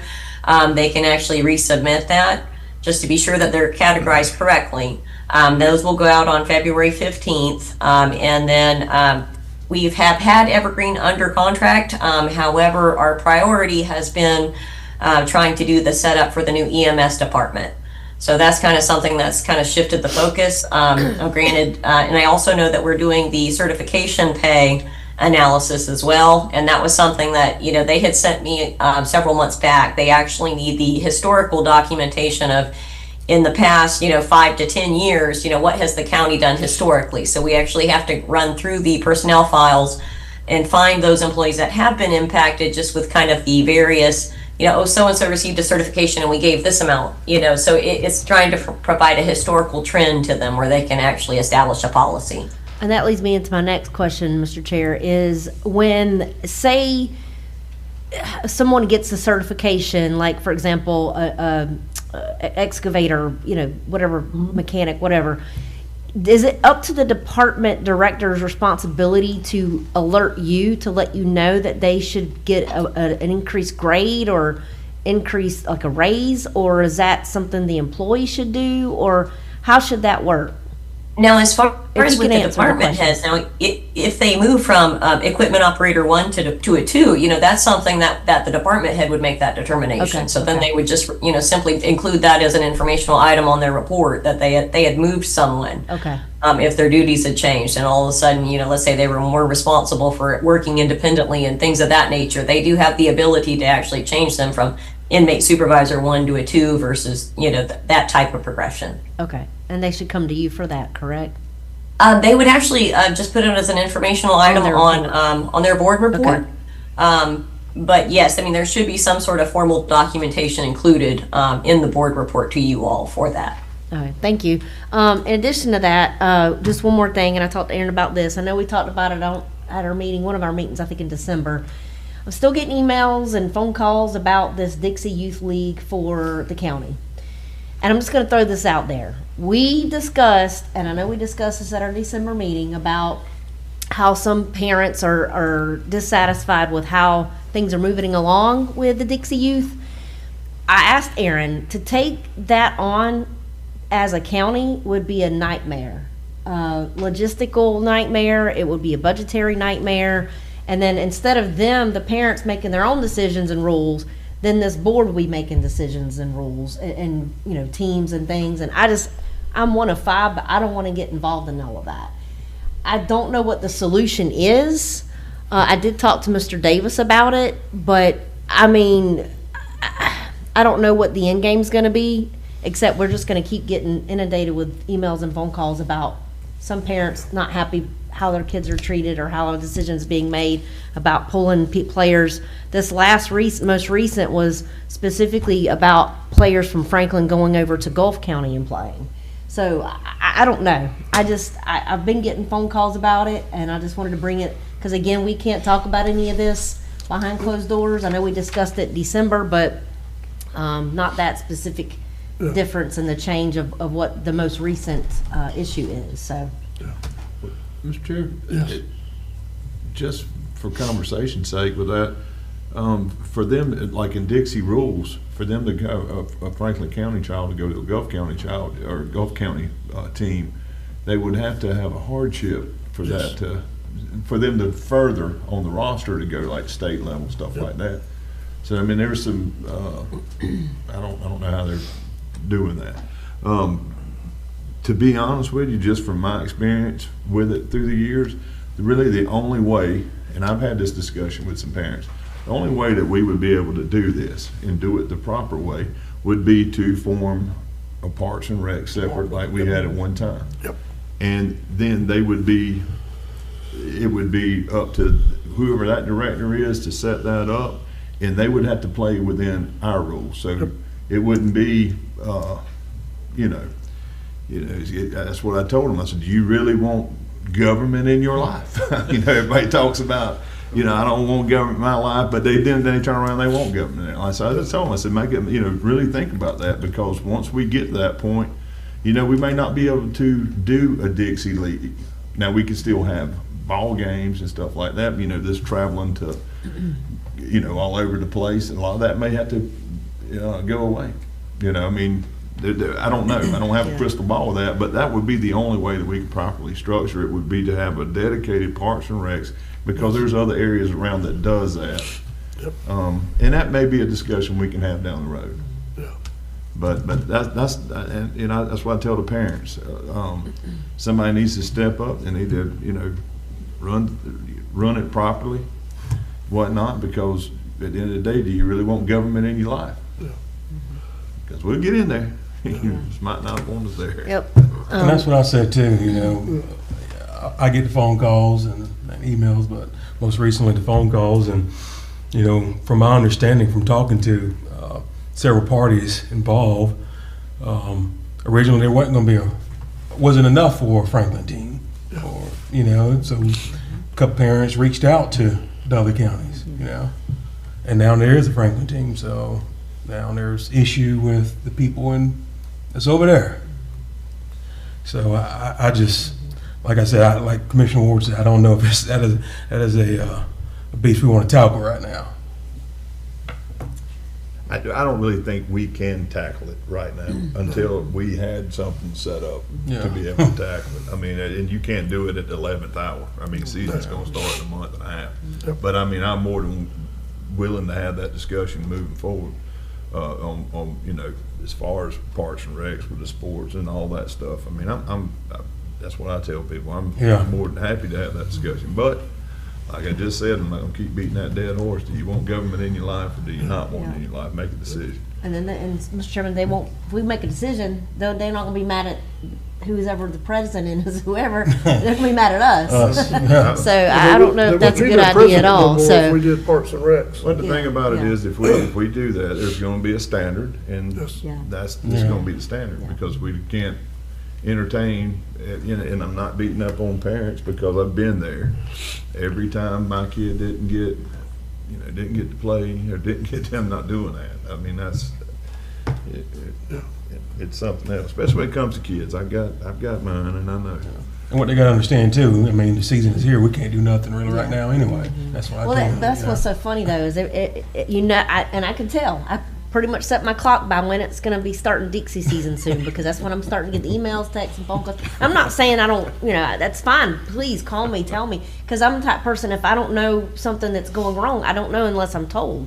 I try to have eyes and ears everywhere, but I don't know of everything, and I don't have kids, so I don't have to deal with the Dixie Youth Ball or anything like that. So I don't know what goes on in that era, but or the schools for that matter. But the thing of that at the end of the day, it all boils down to our kid. I don't have kids, but our kids. I have nieces, I have nephews. I have, you know, it's all about them. And I try to tell these parents, try to be the adult in the situation and let the kids have fun and try to just, I don't know, try to come together and be a united front for the kids. But I don't know. I just wanted to bring it up because I said I would bring it up. So there you go. Mr. Chairman, we'll say one thing, and Aaron, we got progress out there with the lights. And I'm sitting there every time I ride by, I just look at my calendar because I'm waiting on those calls. Why did you decide to do it right now? They're going to be so we got the money. happy though. They might complain now, but they're going to be so happy with the outcome. And I'm not knocking anything. Those guys are working. I mean, they're working. And there will be even when it's 20 degrees, they was out there working. But yeah, there'll be so much of a difference there, though, Otis. It's going to be. But you all know. We're probably going, you know, it might be a week before, and I can't practice because the park's closed. I told them, I said, my phone is about to explode. Tell them to come to the room, and they got some nice lights. That's what I'm going to tell them. Well, you know, honestly, we had all East Point had to play over here and in Carabel whenever they were getting those. I mean, it's part of getting something done. You know, we don't control the calendar. When the money's there, you get on it. When the contractors can line up, you do it. And that's just the bottom line. But anyway, I just figured we'd all have a little laugh at my expense on the end of that discussion. So. And another thing for Aaron, at the last meeting, I brought up about having maybe a workshop on the property tax stuff. If we went anywhere on that, Aaron? Yes, and actually, I wanted to talk to you all about that. I mean, really, until there is actually a proposal on the ballot, you know, where we know what's being proposed, it would be difficult to have a workshop. One thing that, you know, does need to be, you do need to think about, you know, is basically the county, there are certain services that we are obligated by statute to provide. And then there is a lot of quality of life services that the county provides that are not mandated by statute. You know, and those are actually kind of some of the programs which are near and dear to the hearts, you know, of some of the citizens of the county and most of the citizens in the county, but different programs such as the library, veteran services. There's a lot of things that are quality of life services, and then with some of the proposals that are on the table, if the county has to start cutting back, it will be some of those services that are the quality of life where we will be able to cut, or where we will have to cut, essentially, or even being able to provide funding to the sports teams when they travel out of town. It'll be services such as that we will have to pare back, because for one, from what I've seen thus far, we're not going to be able to actually do any cuts for public safety with law enforcement. So their budget will be preserved. The school board is also, I believe that they're off the table as well for education. So then you're limiting then the county's core services, and parks and recreation. That's a prime example there. That entire department is a quality of life department. We try to provide nice parks and nice facilities for our residents and visitors. And that's something that just kind of keep in mind going forward. And then whenever we do get a formal proposal on the ballot, then at that point it would probably be wise for us to go ahead and schedule the workshops, because then we'll know what we're looking at as far as percentage reduction. How is it going to impact us? At this point, there's so many proposals out there. I've heard about 15 different versions, so it's just hard to plan at this time. And you may even at some point want to think about doing a hiring freeze until we actually see what's going to happen. Well, one of the things too is like each county is different.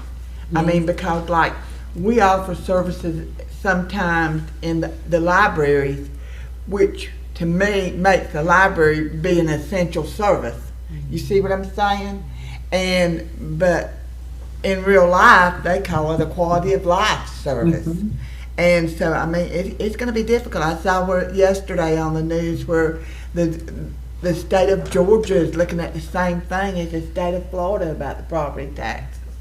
And so, it's going to be like Otis is good at saying, the real deal. I mean, it's going to be the real deal when you get down to that. You're talking about, I don't believe that people realize what all goes in to making up the services that the county does provide, and where you do get your money from, because I mean, that's it.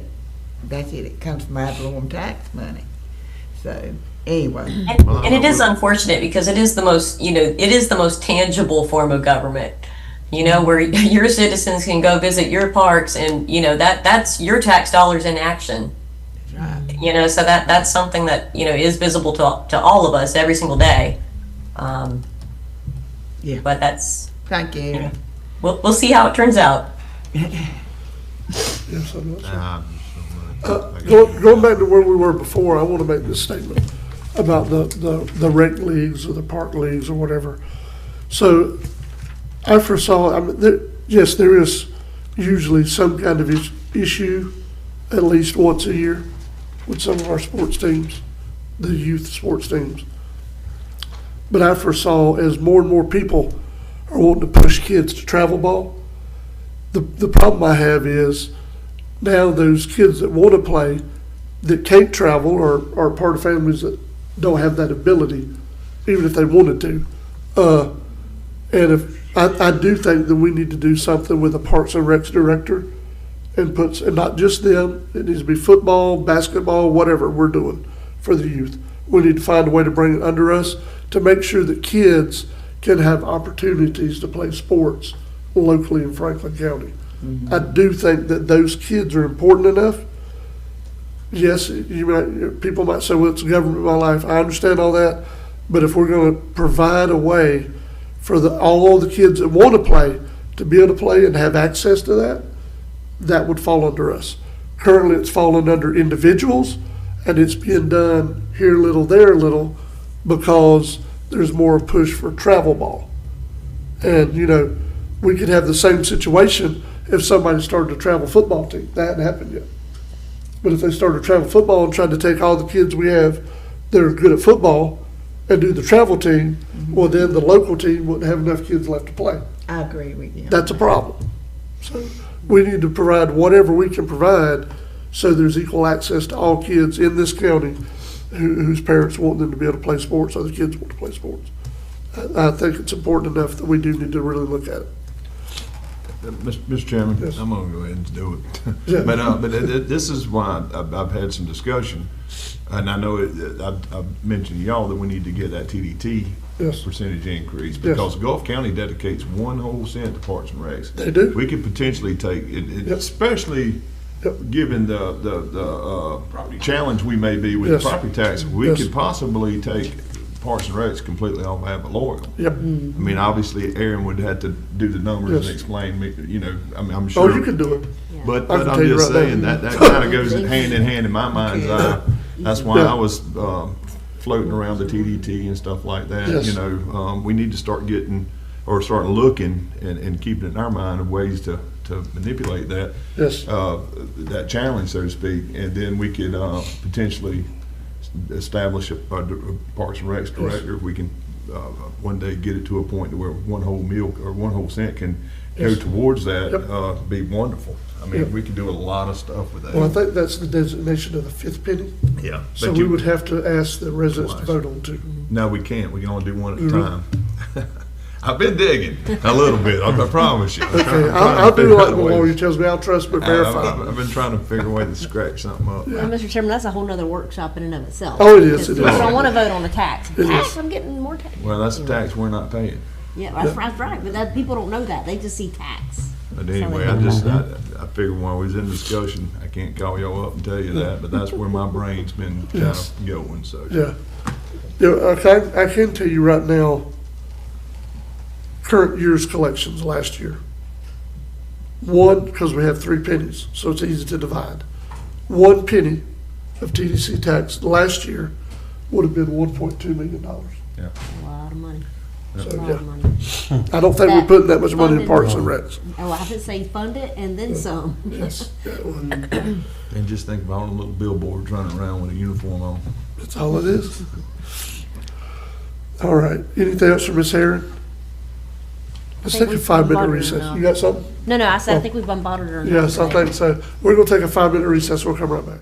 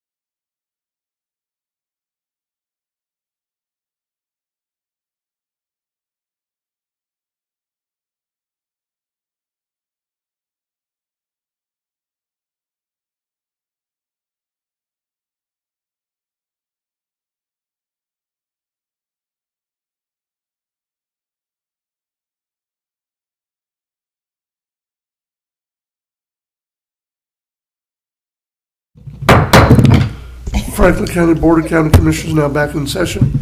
This time we're going to Mr. Michael Morone, County Coordinator, for his report. All right, Commissioners, good morning. Two action items. One is Commissioner Amerson got two candidates for you for the RCSC. Actually, as a participant, just basically, I believe Grayson participated this morning in that meeting. I got a couple emails from Mr. Ken Jones. He's been in contact with Mr. Brockshiver, and he's interested and ready to go. So we're just waiting for the board to commit to those two, to appoint them to the RCSC. And the other action item was simply, thank you, Chairman Jones, for creating the calendar. Based on the calendar he created, we only have 2 times this year that we'll have to move the meeting. One is for, I believe, is it the summer conference? And the other is for that early winter conference in the beginning of December. September and December. September, thank you, sir. And so with that, if the board could approve these two as consent. All right. So move. So a motion to approve by Commissioner Ward, Second. second by Commissioner Amison. 2 appointments and changing 2 dates on our calendar. Any discussion before we vote? All in favor? Aye. Any opposed? That's unanimous. All right, sir. It's funny, I had the 2 days in the calendar and I was trying to guess. Item 3, the fact flyer, the training that Commissioner Kroom has arranged for county employees. And also, going to read from my note, clerk of courts, tax collector, supervisor of elections, and property appraisers offices. Those 2 are the, I know I got it here somewhere, the customer service and the First Amendment classes. I just wanted to make sure you guys were good with that flyer before we send it out. And if there's any tweaking, anything else you want on it, please let me know. We'll get Denise to do that. And Commissioner Kroom will reach out to Denise and tell her, well, full speed ahead. All right. Commissioners, y'all have anything today? If not, you can get in touch with Mr. Morone and we'll go from there. Okay. Item 4, Commissioners, if I may, Mr. Chairman. Remember a while back, we had someone from this company reached out about these Blue Line solutions, the automated speed enforcement program. They reached back out to the sheriff's department. His staff forwarded them to me. The concerns seem to be still the same, that if someone is determined to be driving at particular times, I think they set up the times exceeding the speed limit, it's an electronic ticket that goes to the sheriff for verification, and then it goes for processing, and it goes to your residents or the visitors. A few years ago, your complaint was you did not want that. Simply put, you did not want your residents and your visitors receiving these electronic tickets for driving through the school zones.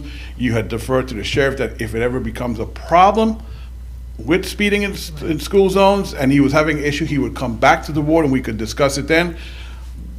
But they want to make a presentation, and I want to let them know the board still is not interested. Or if you are, let me know, I can set up the presentation. Okay. So with this, Mr. Chair, Yes. yeah, I think it was 2 conferences ago, a couple reps stopped me about it, and I deferred them to the sheriff office because I felt like that was the appropriate office, to talk to. And from my understanding, they got a new representative, new regional manager. Mm-hmm. I know she reached out to the school system. I deferred them back to the sheriff office. I've talked to the sheriff office, and I talked to the sheriff office 2 different occasions, actually. And one of the commanders felt like they do not need this solution. They do not need this right now. So and that's where I'm at on the whole thing. Where's Blue Line? Mr. Chairman, I'll say, for one, I think our sheriff's office has a good program right now with the traffic that they do already, that they pull over, they're proactive in pulling people over if they're speeding through the school zone. Number 2, these tickets, let's just say these cameras, how accurate are they? Because the car that goes by, the camera snaps a picture, who's to say they're not ticketing the wrong vehicle? In addition to that, it says the sheriff's office will have the opportunity to review the citation. They have enough on their plate. They don't need an extra added task to their list to do that. And that's just, I feel like a waste of time of our county resources on their end and on just period. So I don't think we should proceed with this until the sheriff comes to us and says, hey, we've reevaluated and we probably need to go and move forward with that. So I'm 1 of 5, but I say we just not worry about it till the sheriff says otherwise. Well, Not interested. Not interested, sorry. I want to go one step further. I think we shouldn't be looking at anything like this unless we ever get information from the sheriff's department saying that they've issued a bunch of citations in the school zone. You know what I mean, that they're having an issue with it. Then I think this board should be considering going to try to find a solution. Okay. Instead of, you know what I mean, there's nothing wrong with wanting to do a presentation, but I just think it'd be a waste of time. right, if they Yeah, I have, think it's a waste if of they time. have no current tickets for it, it's going to wind up being another solution we're paying taxpayer dollars for and it's not being utilized. Just like Because the, they'll get paid either way. yeah. I think right now, the traffic, because I ride through there every morning, traffic enforcement, there is a deputy out there every morning and in the afternoon, regardless of what this data show, which I think is incorrect. But I think that is suffice right now, is, like I said, the sheriff office come to us, say, hey, we need some help. Yeah. Okay, I'll let him know. I'm just, Mr. Chairman, I'm just sitting here smiling, thinking about the flood of emails, because you remember the tag readers? Y'all remember the emails? Oh, we got on yes. that? Oh, I know they And those didn't even produce tickets, so yeah. Yeah, Can you that's what I imagine? was Yeah. sitting here And- grinning about. You got a I good could point just- there, sir. Yeah, I could just see the emails coming in on that. Yeah. But It'll probably be a burden on our clerk's office as well, because they'll be getting a lot more tickets than probably what they would normally be getting Yeah. if they're ticketing, if this is gonna ticket everybody that's speeding through there. Whereas the sheriff's office may be hit and miss, but they do a phenomenal job, but I'm just saying, I'm not for this. Well, Mr. Chairman, I'll just wind it up for me. I just feel like I need to pie in on this. I will tell you this, I'm dropping my kid off. I've seen Commissioner Crooms actively out there. There's a police officer present at every school zone. If somebody was speeding through there, Yeah. you know. They would have told us. And again, like y'all said, whenever it becomes a problem and the sheriff needs help with it, that's when I feel like we need to address it. We don't need to go and try to do his job. Yeah. See, mess around on 12th Street in front of ABC School if you wanna. That's all I gotta tell y'all. So, okay, everything else is informational items. Like I kind of touched on at the last minute, code enforcement application. I'm gonna proceed with the citizen serve application because it's the cheapest and it provides. I love the integration, like I said the last time, and it provides all the services as the others have. Camp Gordon Johnson Parade. We're gonna, as usual, I get Angela to do the registration. What I need you guys to let her know who is bringing their own golf carts and who we need to get a golf cart for. So if you guys would reach out to Angela and let her know, that would be.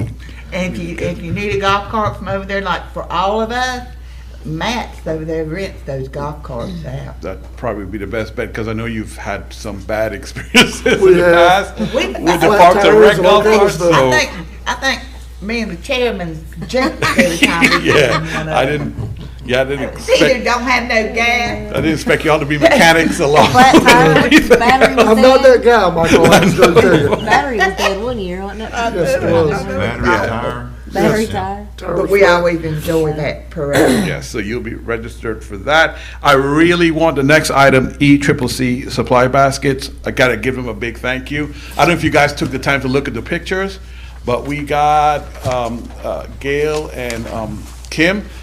They got 12 of those baskets for the residents over there, and they loved them. It was really good. Yeah, that was a good thing, and I really want to thank Val for including the Carabel Activity, Senior Activity Center over there in That this is so thing. good. And, Yeah. yeah, They were so- tickled. Yes, so, I wanted the public to see those pictures too that were attached to the agenda, how nice it really was. Where am I? There was a coalition letter I signed, that's for a new, Brownsfield study. If we get the grant, then the ARPC will be coming back to the board as to, locations you might like to consider. I will say, what Aaron and I didn't know, that was brought up, we could actually do a Brownsfield study on private commercial property, Yes, you can. which is very good. I did not know that. You So can there are a use that couple to spots support in it. East Point that I think we could really benefit from this, which then go along with the presentation we heard this morning and some other economic stuff. So, yeah, we got some new streetlights in District 3 and your meeting dates, Commissioner. And that was my report for today. Mr. Chairman, quick question. On that parade, is that at 10:45, that's, the parade starts at 11, so 10:45 setup? Is that- Line up, yes, sir. Okay, just making sure. We usually get there about 10:30. Well, Yeah. So we park at the bank, or, Okay. well, not the bank, the old bank, county the county office now, annex, annex. yeah. I've got some things for Mr. Morone, Mr. Chairman. So one is, let's see, where do I start? Okay, so first of all, and I think so I talked to Jennifer Daniels with our EOC yesterday. And she, because I got called when all this cold weather came about a warming shelter. They wanted us to open the Carabel Garden Center as a warming shelter, and I said, well, we can't do that. And I want to explain why. We can't, we are required by Florida statute to have any certain number of shelters or anything like that for our community. And the stipulations, it's not a county stipulation, it is a Florida state regulation and stipulation. So it's not that we can't help, we're not helping our people, it's just that we have all these situations where, and Jennifer and I spoke about it yesterday, it has to be manned by credentialed individuals. We have to provide food, we have to provide a lot of other things, and, you know, so we've kind of, and I mean, it doesn't really, I know the past couple years we've gotten really cold weather. So warming shelters, we don't really, it's not often we have that situation. But that's also why I shared her information from her EOC website, that we do have stuff available where you call the number, you get on this registry, they call you before the storm comes or whatever weather event it is, and they we have these MOUs with transportation to the school to transport people that are in need to Tallahassee or to the shelters in neighboring counties. So I just want to put that out there for the public. Please, I know a lot of people don't do Facebook, but go and sign up for the alerts on the Franklin EOC website, and just be a part of that if you need help. I know Weems was helping with people, so appreciate that, and they were giving out blankets. I think the sheriff had donated some heaters. So, and I'm always available. I'll open up a house even. I even make, I don't mind helping people in any way I can. So it's just the matter of, I know people were kind of upset that we didn't have a warming shelter, but that's why we didn't. So that was one thing. Number two, I don't know if other people got some emails or phone calls about some upset local folks because they tried to get a booth at the Mardi Gras event at the end of the month. They were told they wanted to fundraise for their local team, and they were denied. So that kind of upset me a little bit, because you got people coming to our community for these events, and they're raising money. I get that. They're raising, in this particular for the Humane Society. I'm all about animals. I'm all about the Humane Society. But they're trying to raise funds, and I get that. But they have vendors in there, and they're raising money for themselves or whoever. And I thought, how can you dictate who you will and won't let into your little fundraising event? If you're letting a vendor in there, they're putting money in their pocket. Nothing against that. Please don't get me wrong. Take this the wrong way. But if that's the case, then how is that, helping your event? Because they don't want the competition for people, giving them money versus the donation for the event itself. So I was like, what's the difference between having a vendor versus having a local team or from our schools or whatever trying to fundraise for their purpose? So I called Michael, I called some other people. I'm like, this ain't right. They should be able to go in there if they want. At the end of the day, I talked to Attorney Schuler about it, but at the end of the day, they do have a right, I guess, in some instances, because again, it's where how much government you want in your life. I was thinking we maybe should do a resolution where you have X amount of people local have to be in your event. But then I'm like, well, that's not fair to them because that's their event. So I was kind of struggling with this over the weekend, but I just want the other commissioners to be aware that has come. I've never been on this board for going on 6 years. I've never had that come up until recently. So I just want to put a little bug in y'all's ear if somebody calls about that. Just kind of put that in your think tank. I'm hoping it doesn't become a problem. We did work out a way where this particular group will be able to set up. We're kind of circumventing the festival itself. Don't know if I should have said that publicly. But anyway, just want to throw that out there because I don't know if y'all got the same phone calls or emails, texts that I got. So That wouldn't have anything to do with the county, so that's probably why I didn't get them. Yeah, I didn't either. I mean, I heard it through the grapevine, but I didn't get anything on it. We're not over events. no. But do we know, like, I didn't get it. do we go as far as, like, reach out to the city to see what the criteria, like, is it permits or anything they got to pay or fee or anything like that with this whole event? Because I'm not involved in it. First of No, all, just a question, is it the city that's running this, or is it a 501(c)(3)? It is. or- I think it's not. It's in it's in Riverfront Park, so it's a Right. city venue. But it was a non-charitable humane society and some kind of mammal conservation place that they did. They rented the space, and I see that too. They're renting the space. There was an issue of insurance and liability purposes, and so I see that side too. So it's like I told this individual, I see both sides. I really, really do. But I kind of thought, well, if y'all are raising money, why can't I? Anyway, I just wanted to throw that out there to you guys. And then one more, just an update. I've also been getting more complaints about Highway 98.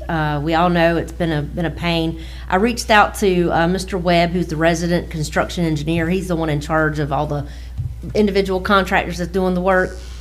They did measure the pipes to make sure that the pipes that they were replacing were the exact same size, because what's happened is it's like a dip. It's almost like they're not packing the dirt or making sure that everything's level, or that the pipe was smaller. But he's assured me that the pipes have been the same size, and then someone from FDOT is actually going to be riding through, or supposed to be riding through sometime this week to make sure that everything's copacetic and go from there. So that's, I just wanted to give the public an update on that. And he said it's not going to be too long before. I actually did see a sign that says construction next however many miles. They're at Franklin Street and East Point. So I have a feeling they're about to start the next paving? section, next section through. So Right.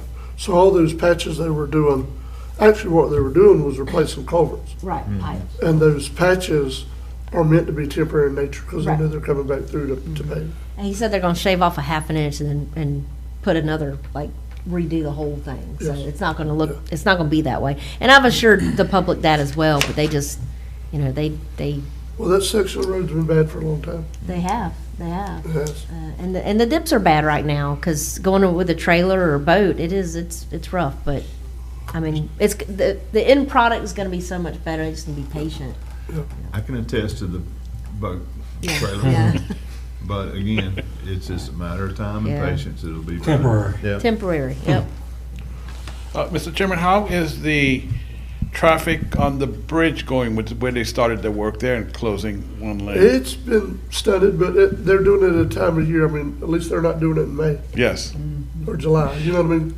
So they're doing it at a good time. And like I said to you, It has slowed things I didn't down. say to inform the rest of the board, they're gonna do this one differently than they did the Appalachia East Point Bridge, where they would do long stretches at a time on one side and then the other side. They're gonna do shorter sections. But they're doing both sides. Both sides, I'm sorry, yeah, both sides at the same time in that section, and then move on to another section, So they're doing one side, when they finish it, then they just close Yeah. the road, do the other side. Yeah. Then they move to the next section. I think that will be a lot better than what they were doing. Yes, For ma'am. miles and having to go slow like Yeah. that. Yeah. So, And two, I guess the other commissioners got this letter. Yes. Y'all got it. We didn't really have, I've glanced at it. Could you read it and think about putting it on your next agenda? It's basically a letter from an individual out of Hamilton County, like a councilman, Yes. about a letter of support for the Rural Renaissance Bill. oh, yes, So if you could just read that and put Sure it will. on your next report, that works. please. That's I it. think they sent it to all of us. Anyone else have anything for Mr. Morrow? Look at that, you're getting off easy. Take my stuff and I'll just There move you on go. then. Attorney Schuler? He may not get Commissioners, off. item number one, asking the board to approve a conditional settlement offer that was made to the plaintiff in a lawsuit against the county. You're familiar with the basic facts because we talked about it at the last meeting. The essential facts are that this plaintiff was alleging personal injuries from an incident that allegedly occurred over at Kendrick Park during a youth baseball game. The county had sent a conditional settlement offer in the amount of $25,000 on January the 7th of this year. That was sent in advance of a January 29th hearing on the county's motion for summary judgment. On the morning of the hearing on January 29th, the plaintiff sent a written acceptance of the $25,000 conditional settlement offer. The condition on the offer that was made, as with all other settlements with the county, the condition is it has to come back before this board for your approval. However, both myself, outside counsel, and the adjuster for the insurance company, who actually, he runs the money, so he's the one who authorized the amount of the settlement offer. The three of us are jointly recommending that the board approve the $25,000 conditional settlement offer, which has been accepted by the plaintiff. And as is stated in my report, the county's already paid its $5,000 deductible, so the insurance company would be paying the balance of the settlement offer. So with that, I'm requesting board approval to pay $25,000 to the to the plaintiff in the Sheena Klink versus Franklin County lawsuit. Mr. Chairman, I'll make a motion, but I have a question. Okay, we have a motion to approve by Commissioner Ward. Do we have a second? Second. We have a second by Commissioner Sanders. Commissioner Ward, go ahead. Again, I don't know how much you can go into this because it is a lawsuit. One, she was asking for more money, right? At your last meeting, myself, outside counsel, and the adjuster had recommended rejection of her settlement offer of $150,000. It was just our view of the case and the facts of the law is it was completely unjustified to request that amount. The $25,000 amount authorized by the adjuster, essentially it's a cost of defense settlement offer, for lack of a better phrase. So in other words, it's going to cost, if we go to litigation with this, it's going to cost us way more than $25,000 In my opinion, yes. And even though we've our only financial obligation as a county is the $5,000 deductible, but yes, it would certainly cost more to take this to a final hearing. And an additional question, I don't know if we can do this, in reading this case, can we, or do we have signs up at our county-owned ball fields or whatever? And if you can answer this, fine. If you can't, I don't want to put you on the spot, but can we have some kind of sign or something, disclaimer that says if you are in, no, the county's not liable if you get hurt or injured, or how does that? I haven't. Yeah. I have, it's been decades since I had children that were involved in youth sports, so I haven't been to the fields. But if there's not a sign, I will check with Parks and Rec and find out what kind of signage is there. Just like a disclaimer, like if you go to a car wash, it's mechanical, it says we're not responsible for any damage done to your vehicle. Just like, I don't know if that's gonna prevent us from getting any lawsuits if somebody does get injured, but I feel like if you have a disclaimer, then you can say, well, we do have a disclaimer that says you're entering this park at your own risk. Or what I usually tell clients is you could make yourself bullet resistant, but you can't make yourself bulletproof. So, well, I think I see that, but I think having something up at least might protect us in some instances. That's perfectly reasonable. There's no harm if signs are not up, putting them up. Thank you. And that was mine too, was about the signage. Have y'all read through the whole case file? I read through the whole case file. I did. You have? I mean, I expressed my concern with Attorney Schuler and the other attorney. I don't care for this claim at all from reading everything. I'm not going to go too far in depth in it because it is a lawsuit. I don't know if I can, but I would say I wanted to know if it's permissible for us to have a shade meeting on this so we can discuss this as a board. Is that permissible?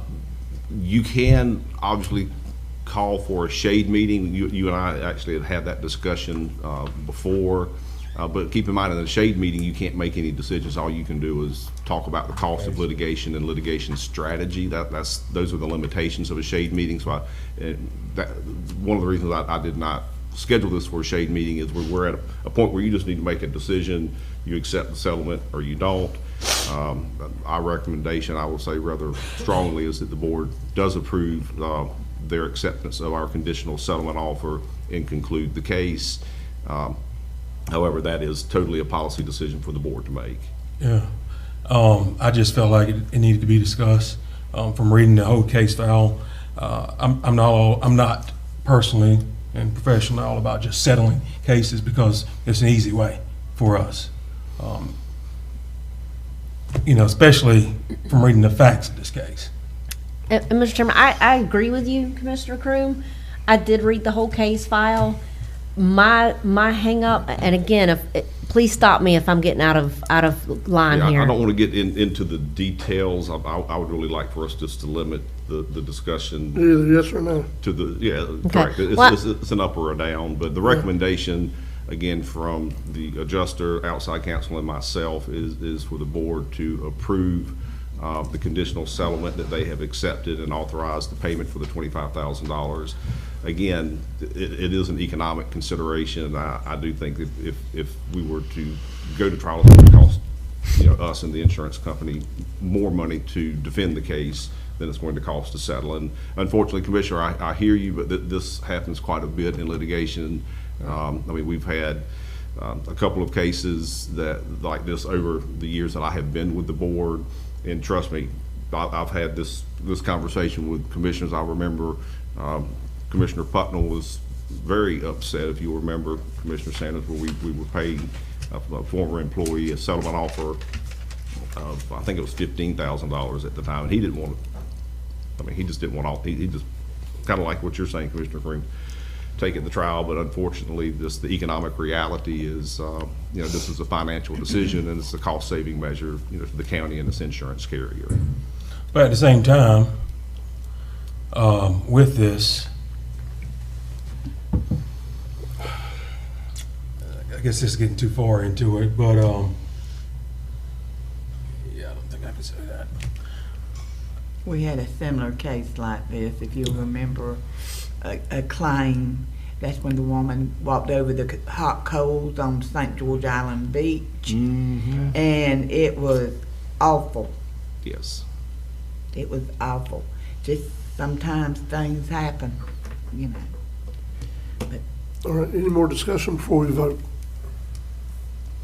We do have a first and a second. All in favor? Any opposed? Let the record reflect it was 4-1. Commissioner Croom voted no. And since we're talking issues regarding county litigation, I'll just tell the board in summary fashion, we did have a hearing on the county's motion to dismiss the Landings amended lawsuit yesterday before Judge Almond. If you remember, they had filed a Burt Harris claim against the county seeking approximately $6.7 million in damages that they claim result from the St. George Island overlay. The judge did not rule from the bench. What the judge has ordered is for both parties to submit proposed orders no later than close of business on March the 2nd, and then he will make a decision thereafter on the county's motion to dismiss. So I'll give you that brief update. The next item on my report. can I ask a question about that? I know you don't. Yeah, that's why I was going to ask a question about I know, but I get with you after the meeting about it, but. I know, I'm not going to ask any of the particulars on it, because I was called by some of my constituents and said, well, what's with this $6-point-something million lawsuit? I don't know. And I told them it was concerning the St. George Island overlay, like you just released. And I just want to make people understand that we can't talk about that. Yeah, my advice, we do not talk about pending litigation. But I want them to know that. Yeah. Social media, Mr. Chairman, that's all it boils down to. Social media, there was a post made about it, and I even called Attorney Schuler and just gave him a heads up, but that was what that was from, was a social media post that someone put out there. And I tell them the same thing, like, I can't discuss any pending litigation with anybody. If you want to go to the court hearing, go ahead, but that's Yeah. Whatever, but anyway. It wasn't nothing. I knew I wasn't going to get out of my boundaries. Yeah. let me The public let are me welcome at those hearings. share an exercise with my fellow board members with social media. Just start practicing doing that right there. I don't have one. Scroll on by. I don't have Oh, one. so I don't even know what that means. That's the thumb Me, swipe. that's Just there. Oh, okay. So, item number 2 on my report is just a discussion regarding the draft code enforcement ordinance that we talked about in the fall of last year, and talked about again at the workshop that was recently held by the board a couple of weeks ago. I have made what I believe to be the correct revisions to that draft by removing the specific sections dealing with mowing, and also the sections dealing, or the section dealing with basically the removal of junk on property. That leaves us remaining essentially with the dilapidated structures, public nuisance abatement, and emergency situations in that ordinance. I do want to point out to the board, though, that even though I have removed the specific lengthy individual sections on mowing and junk in the public abate, or the nuisance abatement provision, there's still code enforcement that could be authorized for overgrowth and junk. So those items are not completely removed, and I did not completely remove them because I know that to the extent that we've had now, I think 3 sessions in front of the special magistrate for code enforcement, overgrowth and junk are 2 items that just come up repeatedly in addition to the sanitary nuisances. So I did want to leave that in the draft that I have prepared. I have also revised this draft to follow the board's instructions to, remember there was a reference to like a nuisance abatement board and also a code enforcement board that by definition I had changed to the special magistrate. The board had expressed some concern about that, specifically Commissioner Ward and Commissioner Cream. I remember bringing that up, so I have gone through and deleted out all of those references to boards and replaced them just with a special magistrate. So this morning, I just want to find out if I had any further instructions or directions from the board on the draft that I've prepared. And then also, as part of my report, I did receive from county staff a copy of essentially a code enforcement ordinance out of Wakulla County. I don't have any instructions from the board relative to that, so I just want to put it on my report, and if the board has any instructions for me concerning the Wakulla County code enforcement ordinance, let me know, and I'll follow whatever directions the board gives me. Mr. Chairman. Yes. May I have the floor? Mhm. Commissioners, I got a problem. And I hate to bring it to the board, but I got to. I'm not gonna go nowhere on this code enforcement until something is solid in here. Because I just learned Sunday of a code enforcement that was done on a piece of property out there at Lanark. And I made mention, I didn't say whose it was, but I said Lanark at the last meeting. Little did I know that he was supposed to go before the magistrate for a camper or a motorhome in his yard. Now, I 3 times last year called Fonda Davis and had him take a dumpster out there to help clean this man's property because the man is nothing but on Social Security.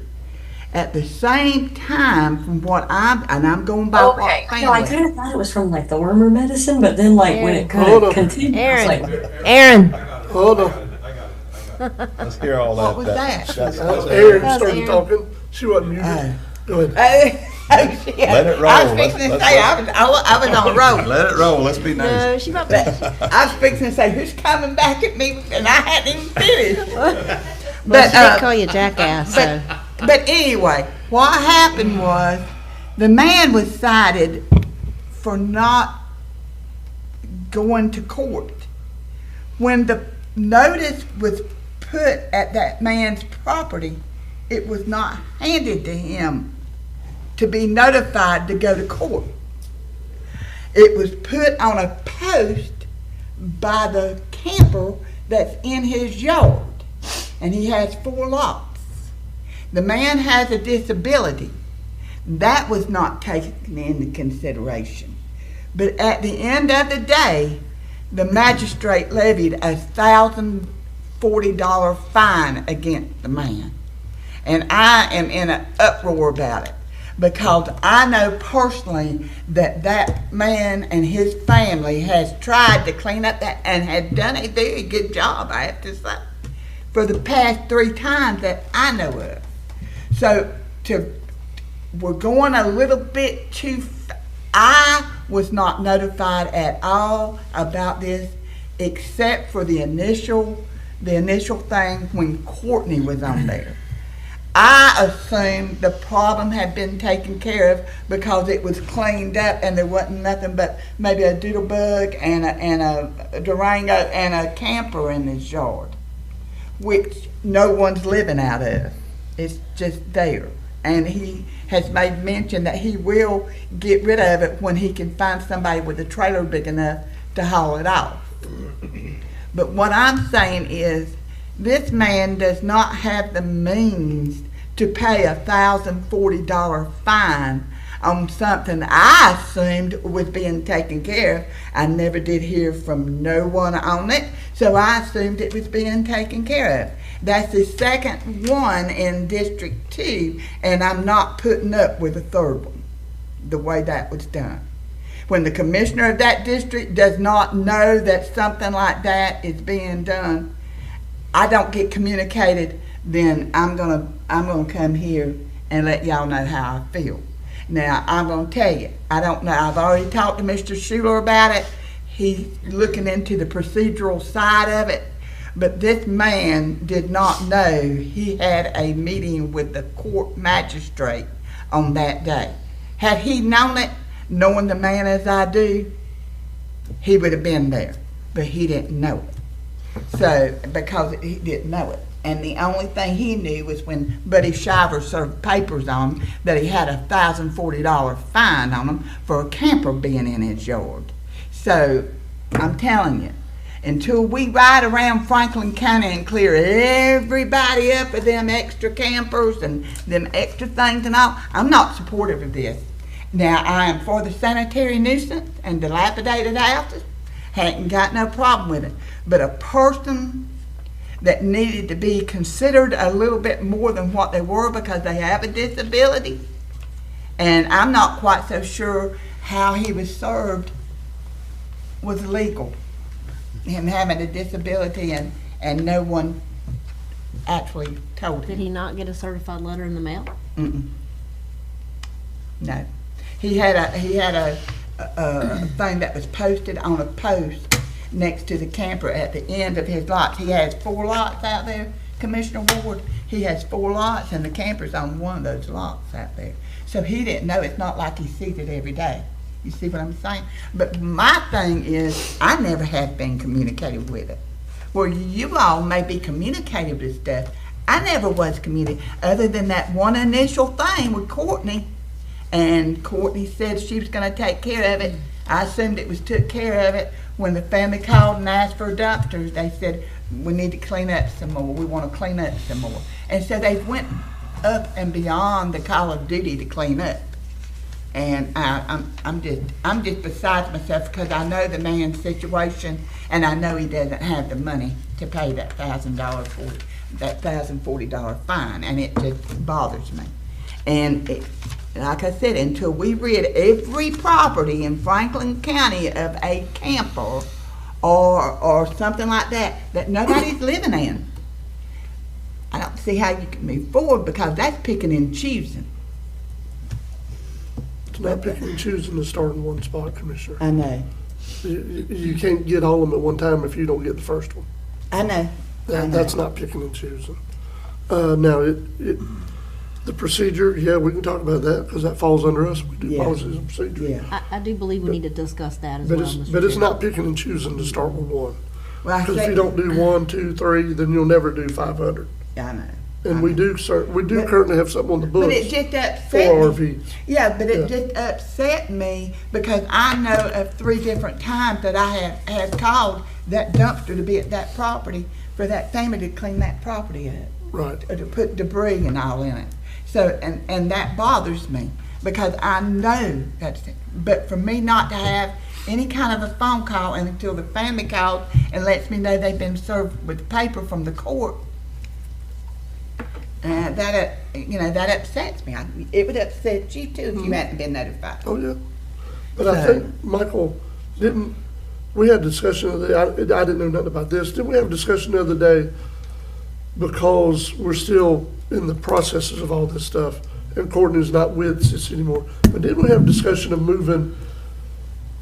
of having somebody from Sheriff's Department serve anybody with any kind of paperwork? Yes. And not just mailing paperwork going Yeah, forward? that was my thing. Yeah. You and I had that discussion. too. Yes, yes, I So that also, was an independent discussion. I knew nothing about this. We Yes. talked about that for going forward, how it might look, instead of just relying on mail or relying on this or the other. I think we need to spend the other extra $13 and have it actually served Yeah. Yeah, at every level, yeah. not just a final it, level.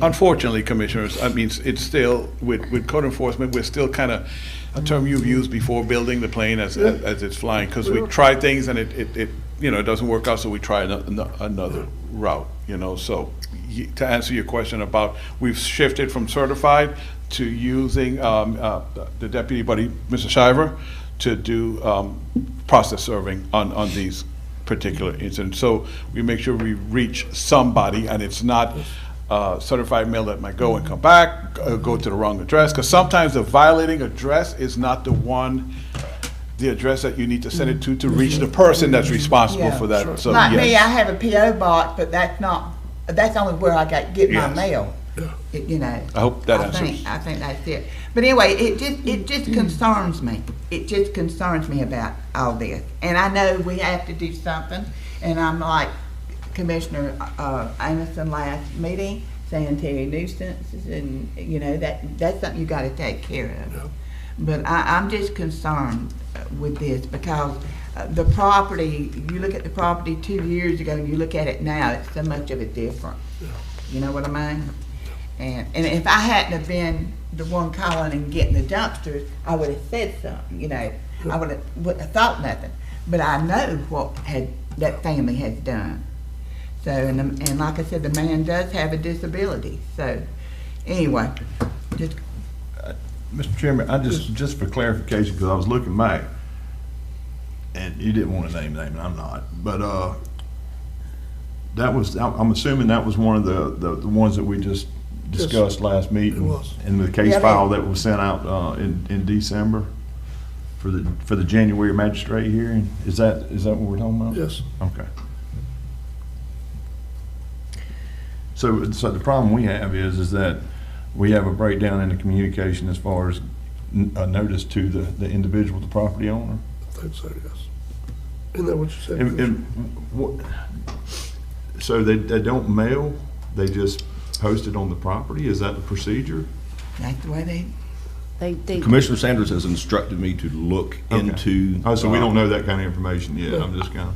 When I spoke with the code enforcement officer before the hearing, the general question was asked as to all the case files, have we achieved service of process as provided through your adopted policies and procedures? And the answer is yes, but sometimes, as Mike has said, when the data is input into the county's computer system for the addressing, we've recently discovered for one of the case files that went, not the one you're talking about, Commissioner Sanders, but another case file, the certified mail was actually sent to the property address where the violation existed, as opposed to the mailing address of the person that was supposed to. So it was a data input problem. And so whenever the certified mail was spit out, it was sent to, printed out, I'm sorry, that was printed out and served, then it went to the property address instead of the residential address where it should have gone to.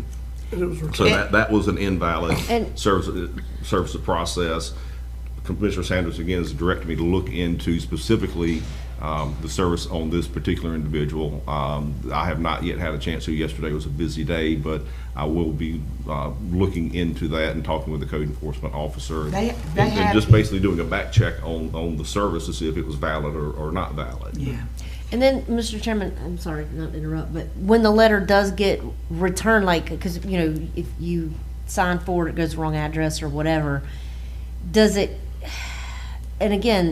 go back, come back to the here at the courthouse or our office in I think East it goes to Point? admin office. doesn't Yes, it goes to the admin office over in East Point. Okay, And and- Angela has a folder that she puts all the file, anything that comes in to do for code enforcement, it's in a file for the code enforcement officer to come by and pick up and review. Okay, Yeah, okay. because remember we discussed that at that meeting where we talked about the new procedure? Yeah. We said that? Yes, and I agree, and again, but something we probably do need to talk about is procedurally what to do, but I think that having someone physically go there and deliver the letter and say, you have it, just like a subpoena in court or Basic. whatever. Yes, ma'am. That way, nobody can say, well, I never got the letter, or never was served, That's or right. wasn't aware. Yep. So I agree with Chairman Jones and pay the extra $15, because that's gonna save us in the long run if, say, someone says they didn't get served and wanna appeal the magistrate's decision, and we have to go back Yeah, I agree. to court or whatever. Well, the one thing the family said is they have the thing that was posted on the post with the tape on it and the whole 9 yards on it. So, I mean, I don't know what that is. Michael had Angela call me yesterday. Angela looked through that file. She could not find an update on that file since January of last year. So it was still an open case. So you see where I'm coming from on it? And my thing is, I hear y'all saying, oh, you know, you met with me. Hadn't nobody called me. Hadn't nobody called me to tell me that this person, I know my people. I know my people. And that's what makes, I think we still have to have that hand from our administrative part of it. I still think we need to have a hand on it, because they're the ones that know who to contact. They know how, Commissioner, you need to know about this. Is that not right, Michael? Well, if I could interject, Mr. Chairman, there was an email sent by Sissy to all of us that said these cases are pending the magistrate. Didn't say the name. 12/4, yeah, it does. You gotta click I'm on looking the at it link. right here, it's on Yeah. 12/4/25. I must have not have got it, because Yeah. Or 12, I yeah, hadn't got it. 12/4/25. Yeah. You got But it. anyway, I just wanted to bring everybody's attention to it. And I still believe we need to have Angela and Michael look at the situation. I sure do.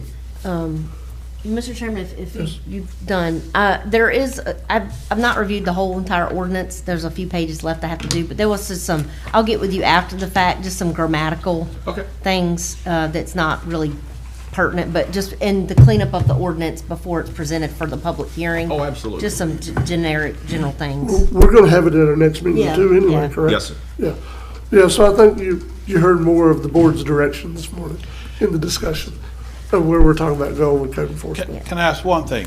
Yeah. Would the board consider, so the Wakulla ordinance has like a checklist for what they quote as dangerous houses? I would really like the board to consider adopting some of those, because it helps the code enforcement officer, it helps the building official, and it helps us all if there's a checklist you guys agreed to for them to follow to determine if a house could be sent to the magistrate for, and I don't know, Commissioner Ward, you had I know it's coming up next, you had an issue with paying for an engineer, which is coming up next. Maybe that checklist could help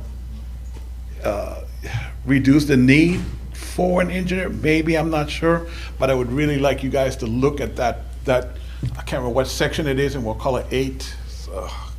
I'm terrible with that part, memory like that. But if you would look at a dangerous house entire section in that, what it also does in that ordinance, a couple of sections prior to that maybe, it allows the code enforcement officer a little bit more leeway to make that determination based on the checklist and only require an opinion from your building official as to the structure, which gives them a little bit more leeway, because that was another concern we were discussing in the past.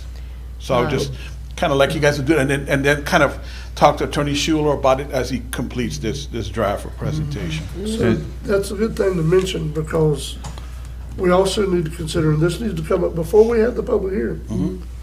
So, yes, I'm in favor of us adding things that give kind of a checklist of kind of a known where to go. But bear in mind, if you're trying to, this is where the difficulty comes in. If you're trying to come up with an ordinance that spells out everything, and this is exactly what you should do and when you should do it, and you give no discretion to the officer in the field. I know some people say, well, no, they need to do the it's got to be what's written. Yeah. If there's something not written that falls through the cracks, you're going to be back trying to redo that for every time Yeah. it comes up. Yes, there has to be So, room. Yeah, discretion. having gone through it, there has to be a way that, yes, there's a checklist, but there still has to be that ability of those working in the field Yes, to use discretion. yes. So you Because create- at the end of the day, I think the rest of them are like this. I know for me, I'm not really about fines, I'm about compliance. Yes. So, Yeah, so- discretion has to be in there for that to happen. So more like not shall, but more like a may be or Yes. might or and or Yes. use those terms to allow And that. or. Yes, the and or, thank you. Yes. That will allow the code enforcement officer that discretion. So, for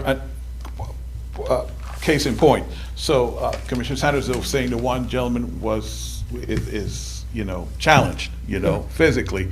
So that would create some discretion as to how you deal with that case and how much leeway you give that particular person. Yes, Chairman, I agree with you 100%.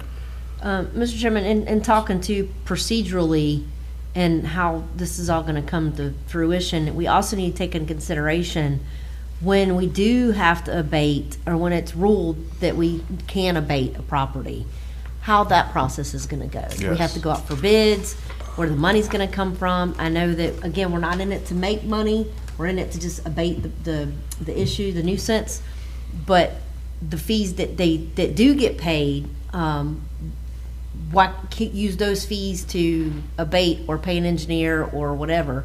That's for the clerk's office too. I know we got the 90-10 thing, but we need to have a way put in place to when the magistrate makes these rulings, Yes. how to continue the follow-through process to abate the nuisance, get the fines, all that kind of stuff.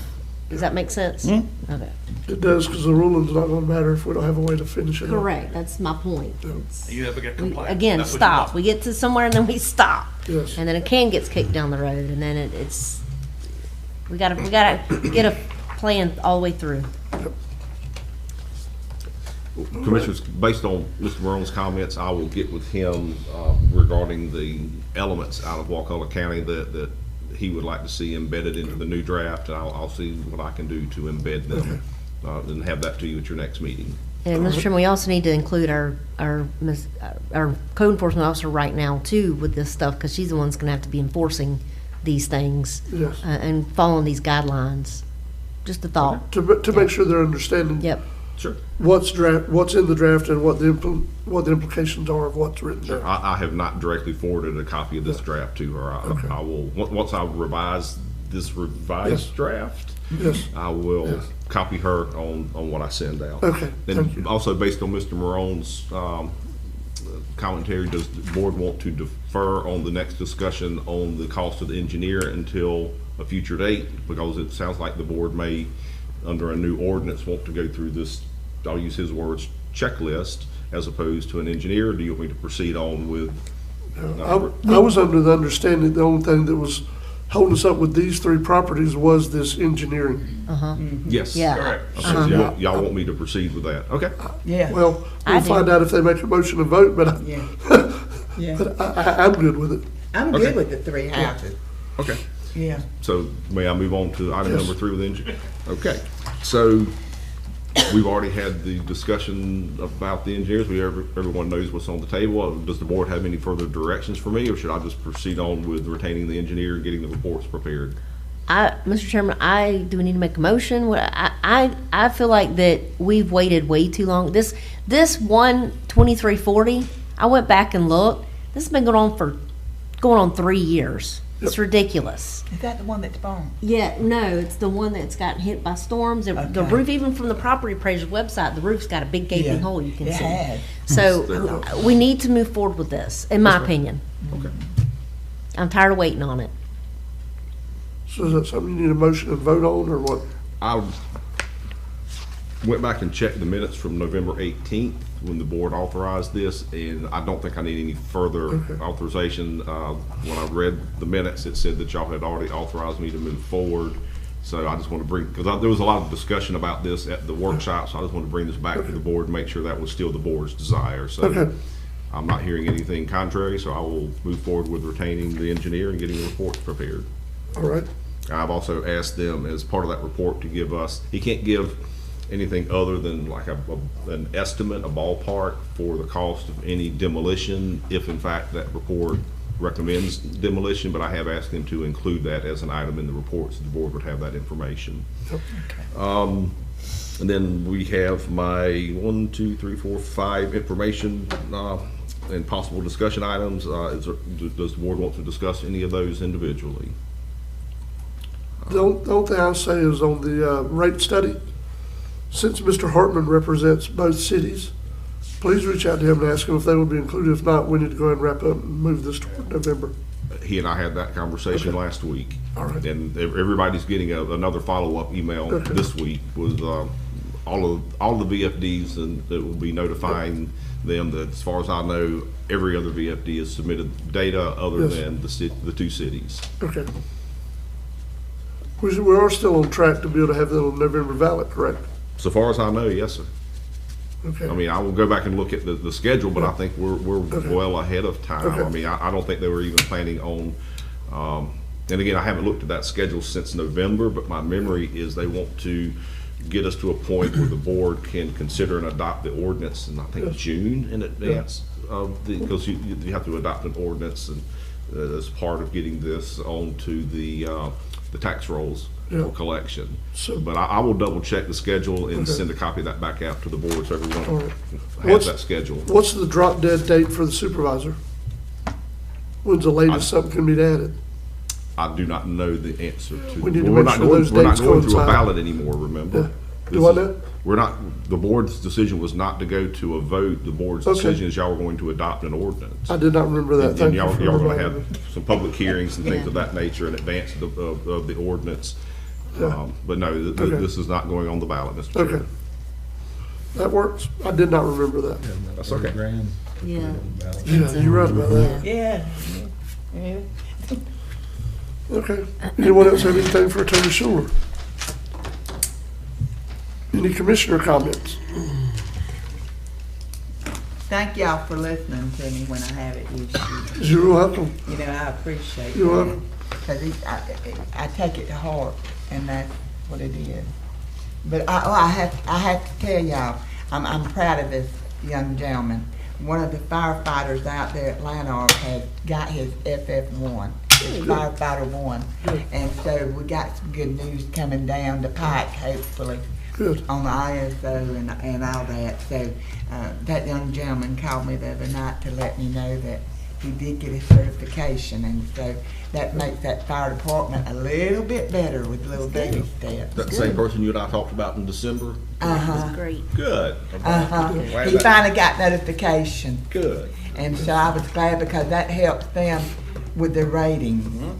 And that helps all the people in District 2 with their ratings on their insurance. Heck yeah. So, It's great. Any other commissioner comments? So to make sure all the commissioners are aware, if you like watching high school basketball, we're about to have a really good showdown tomorrow night in St. Joe at 7 o'clock. The Port St. Joe Sharks are undefeated, 24-0, district semifinal. Franklin County is 19-2. So it ought to be a good game. It ought to be a good game. Only one team can win. I know who I'm rooting for, but anyway, I just want to make sure you're aware of that. Mr. Chairman, tell them the best part. We haven't played St. Joe for the At all. entire year. This will be the first time. I was going to wait until after the camera to find out about that. And Mr. Chairman, one other thing. I want to tell y'all how much I enjoyed being with all of y'all at the Capitol up there. And we had such a real good time. The weather was excellent. It was not cold, was not raining. And we saw so many people, and we were able to see the Speaker of the House and the Representative and the Senator. And so that meant a lot to us by being there. Nice picture. Well, you wore me out. That's just the bits in Wore general. you out. I cooked all day Wednesday. Not all day, but I cooked and then got up at 5 or left at 4th. I forgot even what time I even started driving. But it was great. It was fun. Yeah. Yeah, I it was a enjoyed good being day. around y'all and Yeah. getting to be able to meet people up there together, representing the county. And it was also highlighting small counties around the Yeah. state, Rural Counties Day. And also, thank you, an opportunity in Florida. So I didn't know, they were telling me, us at the event. So they started doing this, I guess, during COVID. Any rural county that goes to that event, there's a certain amount of money you pay to register, but we're getting reimbursed almost half of it from We do. Opportunity Florida by We being do. there. We give them the receipt and they send Yes. us back half. Yes, they Yeah. do, sir. So that's, that's good. Yeah. That's good. Let me say this to y'all. So I talked to Bill Wills. I talked to him, thanked the sheriff. They're already planning for next year. Oh, I Oh, they bet. had a good time too, huh? I heard about some big trailer that I'm like, oh God, here we go. So Oh. yeah. Well, good. Anyone else? Leave it alone. Meeting adjourned.